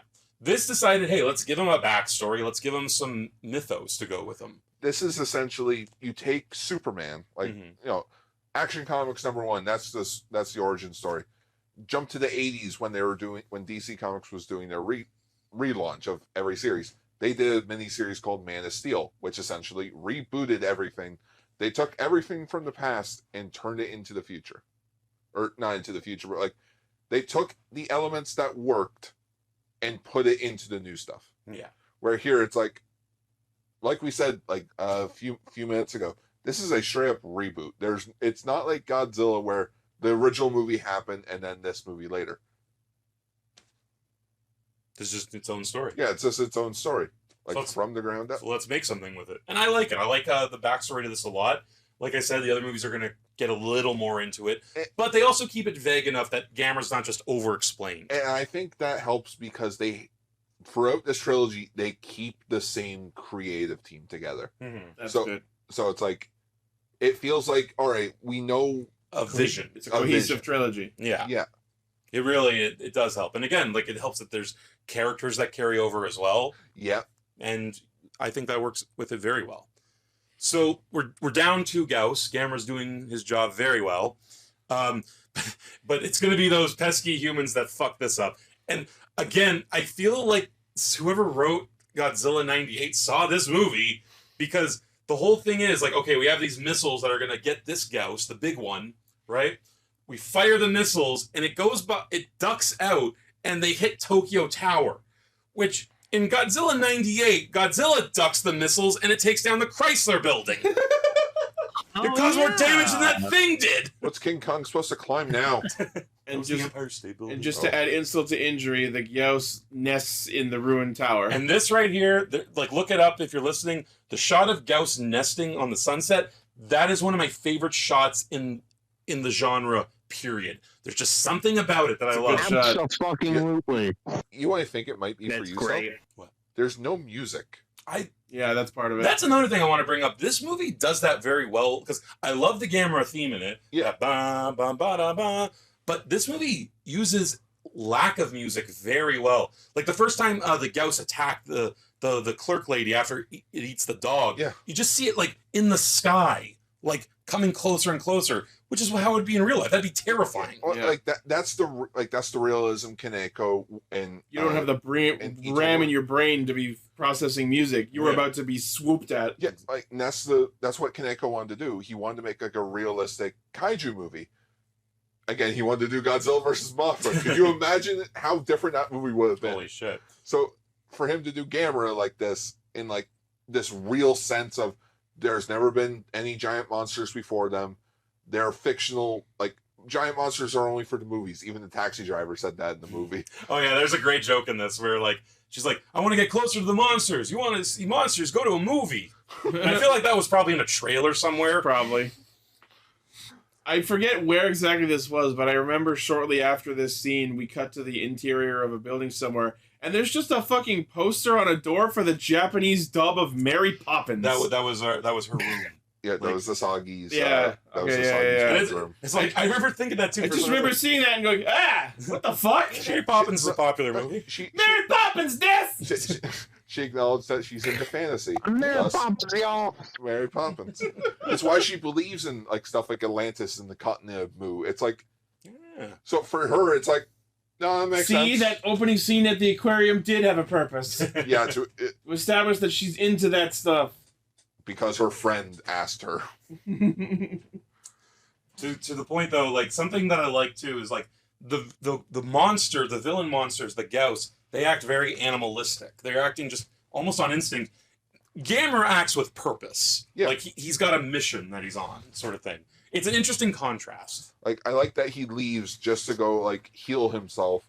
All right, I'm fully charged. Round fucking 3. Let's go. I love him just shooting out of the water. Like, I also love the shot where he gets shot out of the sky and you just watch him drop into the factory district and just... that was great. No, I love that, like, when Gamera falls from like very like huge heights and he just lands, He just drops like a rock. This And that's something that's something Higuchi actually brought up in an interview. Gamera never lands properly in this movie. He's always crashing. Well, Sure. like, how aerodynamic could a turtle be? He's a turtle, not a cat. Right? And he's like, and he's like, go watch the trilogy again. You see him like nail the landings later. Yeah, he's working on it. Yeah, he's working. I do like. He's realized his flaws and he's worked on them. He's a good boy. So yeah, it's time for the final battle. We're going to Tokyo Tower, where the Gauss has laid eggs, and we're starting it all over again. But no, Gamera just comes in, and okay, what I love is he doesn't fly in this time, because this is another thing. Gamera often in Gamera movies, Gamera fights the monster, he gets beaten, and then he learns from it, and he does something to alleviate that. Okay, these things can fly probably better than he can.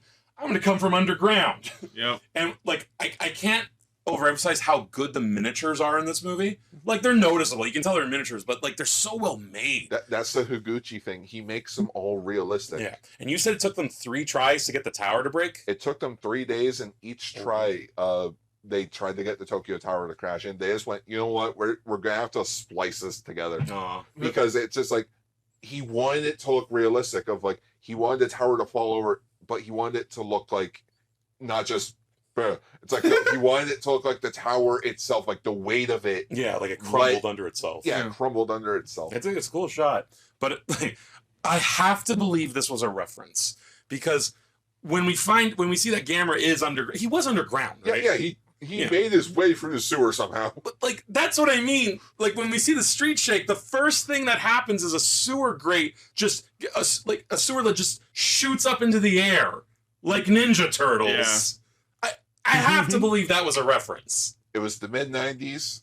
Ninja Turtles was being aired in Japan. This movie was 95, right? Yeah. Same year as the Mighty Morphin movie. What a year. How smart is Gamera? I think he's pretty smart. He tends to learn from his mistakes. Well, you have to remember, turtles in mythology are wise. Yeah, that's true, too. So, like, him being like, waking up, being like, all right, how the fuck do I beat this thing? It can fly. Okay, I got that. One thing that bugged me real quick, just as in this, like, I don't remember exactly what part it happens, but there's this one shot where Gamera, like, touches down onto the ground, and I remember being distracted because, like, the weight of the footstep sounds that he makes feel way too light for something of his size. Ghost, if he's a bird, he has hollow bones. I don't know. No, Gamera. Wasn't that Ghost? There was a shot where Gamera, like, lands on the road, and the footstep sounds that he made were, like, really light sounding. Oh. I thought that was Ghost, so maybe I just fucked up. You're right, if so. Yeah. Anyway. But yeah, and also, like, again, I mentioned earlier how Gauss at this point is played by a woman doing a great job. It's a cool little fight. It's a little old school where it's just them going at each other for a few seconds. They wanted to do some pro wrestling, but it's a Digimon fight. Yeah. He wanted, according to the director and the behind the scenes stuff, they wanted the fight to feel realistic, but a bit like not realistic at the same time. I would say up until like the final attack. Yeah, like some pro wrestling stuff. They're like, how? We're in giant suits. It's like, just try.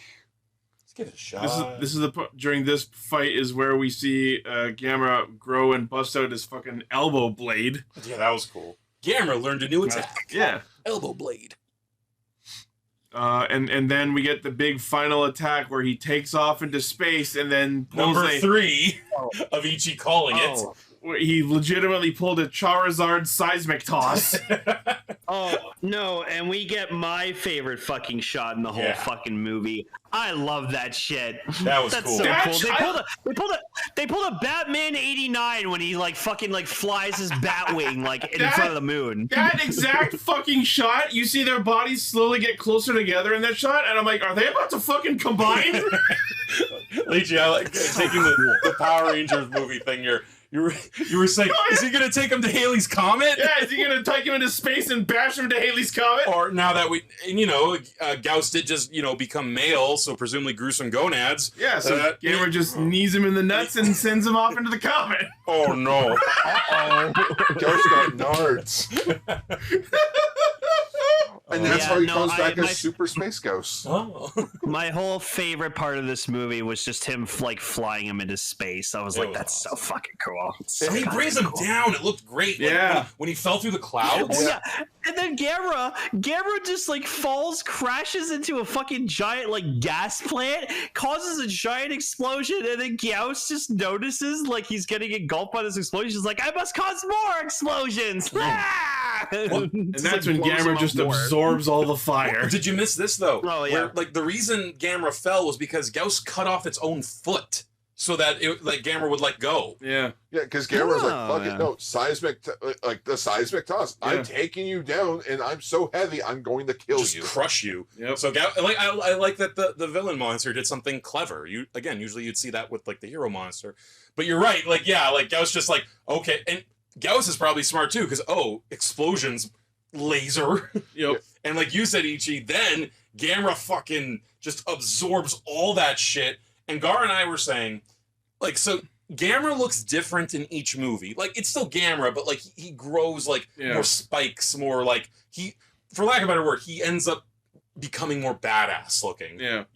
So Gar and I were saying how cool it would have been if after that he absorbed all that like explosion, like that was his second form. Like I said earlier, that was the moment he should have digivolved. That would have been awesome. There's another moment in the second movie we'll get to eventually where he should have kept this design until a moment in the second movie where he does get that second new design. Yeah. And then they just like beam struggle and shit. until Oh, he not finished it off. even beam struggle, just straight up Nova Blast. Yeah. Oh yeah.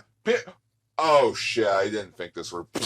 Yeah. Yeah, I love that Gauss is trying to like laser him and just like he's just charging up his fireball and boom, And blows him up. I want to say because it's Terra Force. like I feel like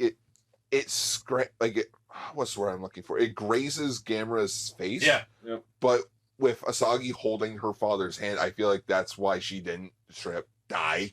There was also, I gotta say, there was a nice relationship between her and her dad. Yeah, and it's like I like that with the human characters in this movie. There's not really much about their past. It's them in the moment.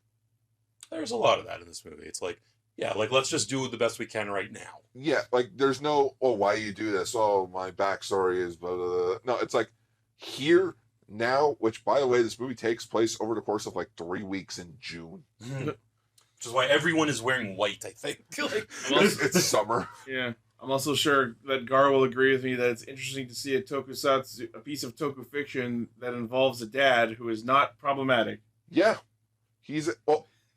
she can't stand the movie because he's always out working. But that's normal. it appears he's a single father. Like, Yeah, with you know. I think the mother died or something. Okay, another thing, like this is why I kind of believe when the director said he wanted to like open doors for women by casting a woman as the monster, because there's no forced romance in this movie. Like they kind of imply something with like our two like leads, Yoshinari, but like there's no kiss. Yeah. There's no like oh I'm a woman, I must let things like, happen. oh, the earth quaked and I fell in your arms. Yeah, it's just all he says is, maybe when the town's not evacuated, I would like to take you out.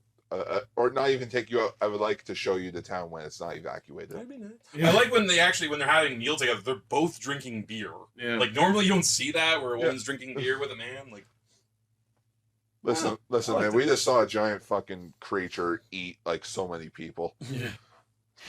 But so the last Gyaos is finished off, and then I guess like Asagi's contract is completed because the Magatama turns off and her damage is fully healed.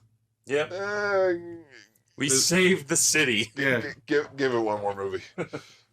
Because, like, they're setting this up that Gamera, because, yes, he does destroy shit, and yes, he seems to protect children, but, as we're going to see, Gamera is a little more gray than that as these movies go on. But you will see as we get there. But otherwise, I do like how she ends it. Like, Gamera will always be there, though. Who knows? Gamera will return. Maybe one day the humans will be Gamera's enemy. Ooh. Perhaps. So Gamera, he leaves it. He gives a triumphant roar. He nods at the camp. Like that was the weirdest thing. Like everyone knows, if you look at a GIF of this movie, you type in Gamera, it's the most iconic GIF from the movie where he just shakes his head like, "Yep." Yeah, I did. Gamera it. nod of approval. And then he does the most Gamera thing ever. That's totally not a thing Godzilla does. He retreats back into the sea. Actually, if anything, that shot there looks more like from King Kong versus Godzilla. It really does. When King Kong's swimming away. Yep, and there's a final roar. Yeah. And then the most banger theme song ever. Makufu Slumps the Myth. I have this shit on my Spotify. I love this song so much.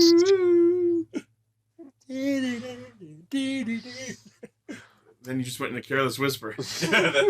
All songs are the same. 4 chord songs, you know? Yeah. But yeah, that was Gamera, Yeah. Gamerin of the universe. I really Gamera liked Guardian. it. I'm glad you liked Gyaos it, was Lane. really cool. Yeah, no, it was really cool. Gyaos was really cool. Gamera was pretty badass in the movie, so it was great, and definitely motivates me to want to watch the other two. So I think you'll like those two quite a bit. As is the case with most of the kaiju flicks that I've seen, the politicking was, for me, literally a snooze fest. But the fighting was, the kaiju fighting was cool. Like I said, I was getting Draymond versus Parrotmon vibes, so I kind of enjoyed that part. I legit think if we tried to make Ichi watch Shin Godzilla, he would fall asleep within the first 10 minutes. Probably. But If Lane, you thought that's the this was joke really about the movie. hardcore with the political stuff, that's all Shin Godzilla is. But Lane, that's the joke of the movie. It takes itself I too get serious. it. I'm okay with.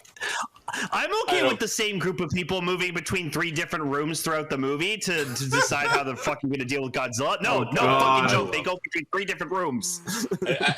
I'm gonna steal this from Jay Bauman, as I often do. If you like Star Trek, you'll like Shin Godzilla, like old school Star Trek. I mean, I do like Star Trek. Another cool thing that this influenced. I forgot to mention this earlier. Apparently, according to the creator of Attack on Titan, the Gauss were what inspired them to make the Titans. Wow. Really? Apparently, just like the way that they're eating people, the way they're the big eyes and everything. Like I think I read that somewhere that they straight up said that. But... Gauss, a bat inspired kaiju inspired the giant eating naked people. Right. And then it became full circle when the special effects director of this did the Attack on Titan live action movies. Hey, you know what? At least we know that this was written by the guy who made Dot Hack. So it went up a point for each when you learned that. Yeah. There you go. And yes, Terrazy, I do pass on real world stuff because I'm here to watch fictional. Quick, Ichi, replay the Dot Hack to You games again and see if there's a Gamera reference. There's an. So I've already platinum that bitch twice. What was the Pokemon for this episode? The fish, Bravo. Basculin. Oh. Basculin. That's what I wanted to bring up. So there are 3 different versions of Basculin, right? Just like the 3 Gauss. Not even that. There are 3 versions of this movie. There's the original Japanese version. ADV did their own English dub of this movie, which is best known for having the Evangelion cast in it.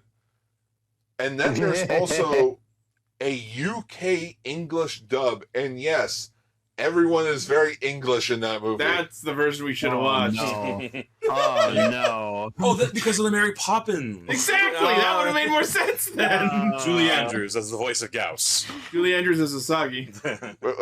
Let's be real here. If there's anyone that's going to voice Gamera, I want Frank Welker, and I want him to do Gamera or David Kay. Yes. Gamera. Have Scott McNeil come in as the Gauss with the Waspinator voice. Oh my Gauss. I don't know why I'm making them Pokemon. Gauspinator never get what Gauspinator want.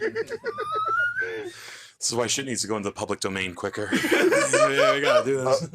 Yeah, if you want to watch these movies, don't watch them on Tubi. No. Mainly because you're gonna get this. It's not even the quality of the movie itself. You're gonna get the same Travago ad, probably 10 fucking times. That's Tubi. Okay, Gar, I was watching the movie earlier today.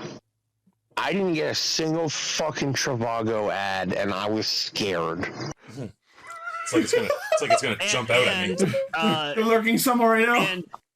And if you want that authentic VHS 90s experience, there's a YouTube on YouTube. There's a whole version of the movie that's subbed, and it's really crappy VHS. I actually might want to watch it. That's authentic. Here's the thing.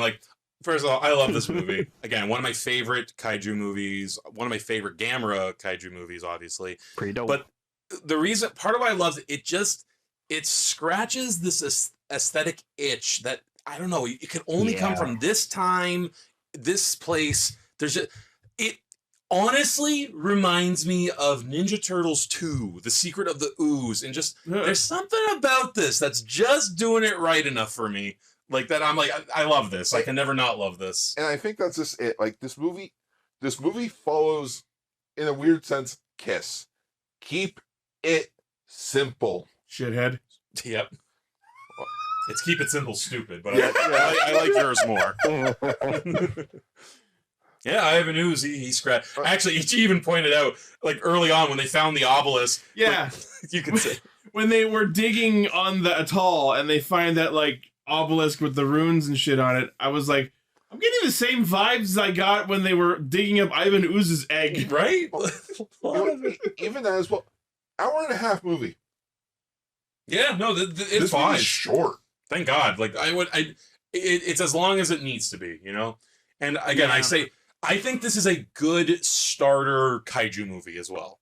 Like, Sure. some of the older Gamera stuff, it's outdated and it's slow in the effects. This, I think you get your bang for your buck, and it's a simple enough story, like you said, where I think anyone who's just getting into the genre could enjoy it, you know? And then you have 2 other badass movies to follow it with. Well, yeah, especially with the same creative team in the studio went, you know what? You guys want to do what you want to do?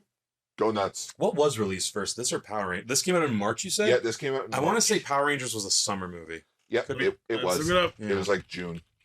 But like I said, like the sequels are good. Like straight up, the monster. Yep, June 30th. Nice. The monster in the second movie might be my favorite monster in any kaiju. It's one of the best realized suit effects I've ever seen. It's amazing. So I'm glad we're gonna watch more of these. I say, don't even wait for us though. Just watch these movies. The Gamera that's called the Millennium Trilogy, right? Heisei. No, but like, isn't it called like the Trilogy?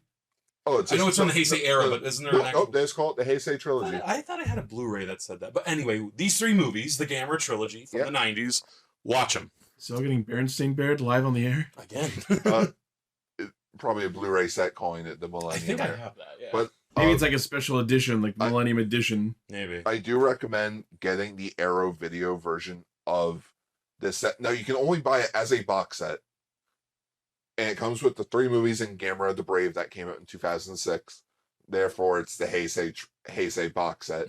Gamera the Brave, so it was the Crest of Courage. Where does it go? But I got it for $55. It's worth it alone because it comes with not only like 4K quality resolution of the movie. It comes with stereo and surround sound for English and Japanese audio. Cool. Comes with the dub, comes with the UK dub, commentary by Matt Frank, and all these bonus features, they're subbed as well. That's awesome. Neat. Cool. Gamera's enjoying a bit of a revitalization lately.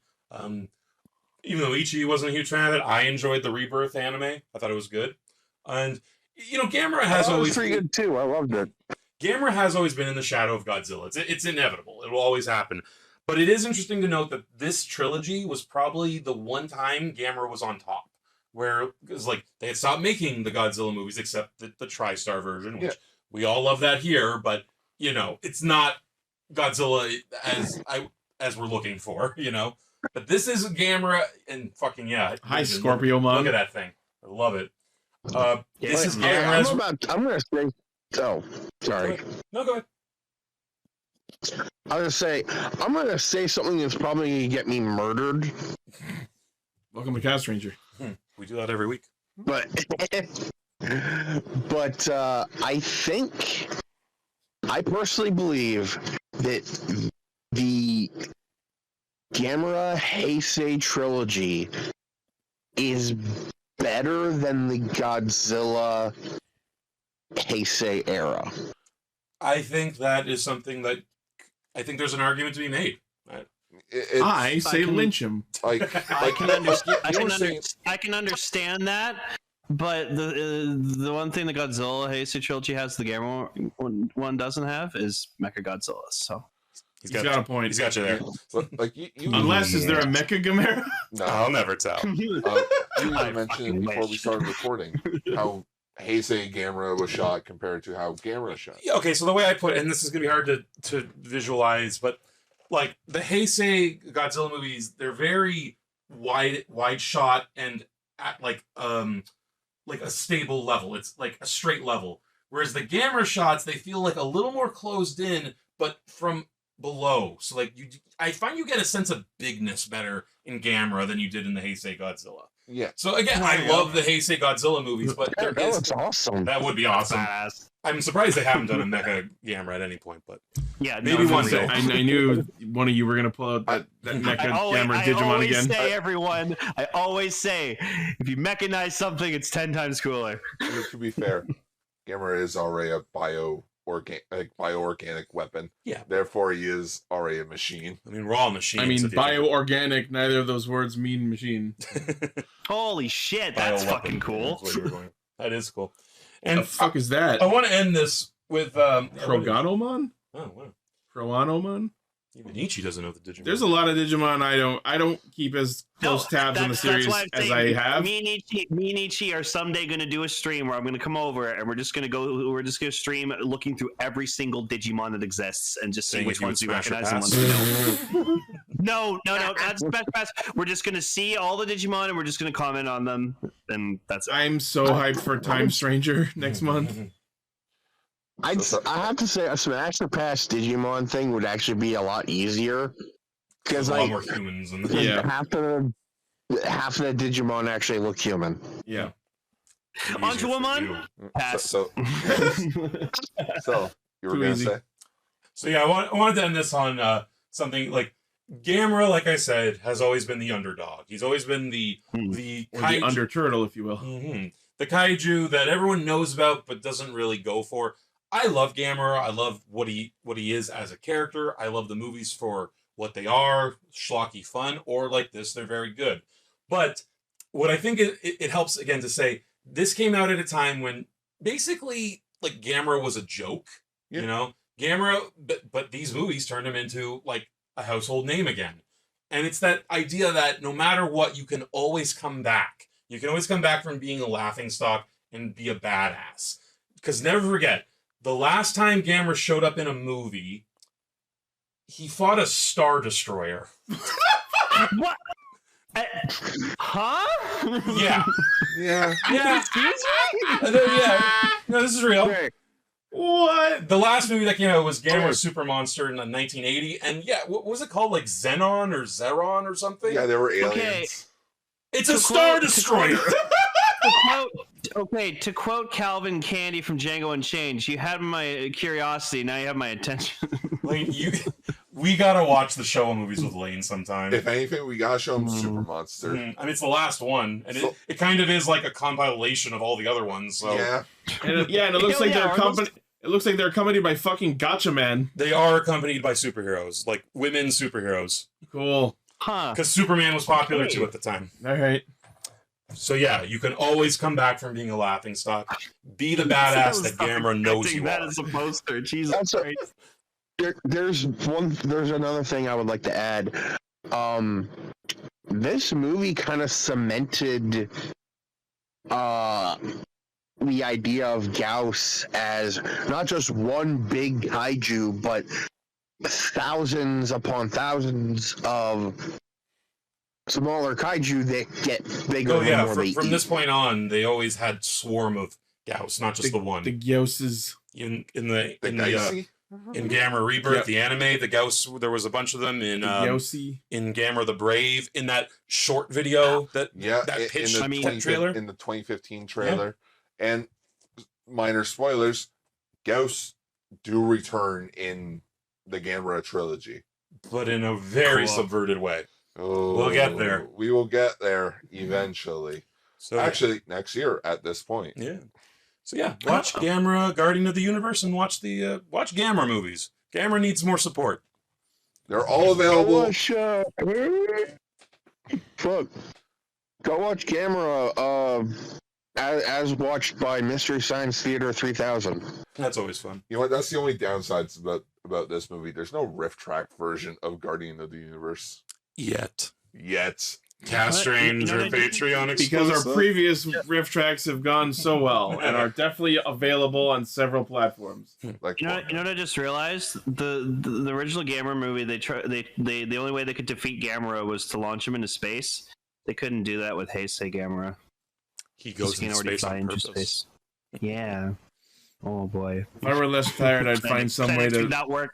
connect this to the Ultimate Battle of Ultimate History. No, he's a giant turtle kaiju. You can't fucking defeat him. He's in got that case- like I said, Showdown, high that was defense ratio. You know what? If we're gonna end it anyway, just gonna end it with me being a narcissist. If you all know the Okay. Gamera March, let's just do it. Ultra Guard, Ultra Guard, Ultra Guard. He's the geek. Ultra Guard. He's so sweet. He's yellow caster. Ultra Guard. Gar. I don't know why. I'm just at work. I'm just thinking, like, how can I be a big narcissist? Let's take the Gamera March and make him A narcissist? narcissist. It's his new caster name. Yep. But anyway. The Garces. Gamera. But I think we've gone on for, what, 3 hours now? 2 hours, 40 minutes. Nice. You know what? Close enough. We went on longer than the movie. Movie. We were talking about other things too. Anyways. All right, we're going to wrap that up. Jikai, Edo Sentai Castranger. Need I even say? Next week is the Gavv finale, so of course this will be a very special Castranger episode where we will talk about the finale for an extended period and then give our thoughts on Gavv as a series as it comes to a close. Another one Oh my in God. the books.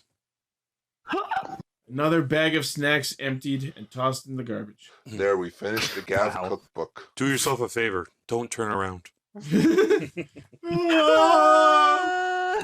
told you not to turn around. It's a bird! It's a bird! All right. Plane. Shout out to our current active patrons, which include Blaze, Armorhide, Minus the Fool, and Locke. Thank you very much for supporting what we do. Thank you for listening, watching, liking, favoriting, sharing, subscribing, hitting the bell, and being awesome. The primary source of our hijinks is castranger.podbean.com. From there you can find our Facebook, Twitter, Patreon, merch store, Discord, all of our cool shit.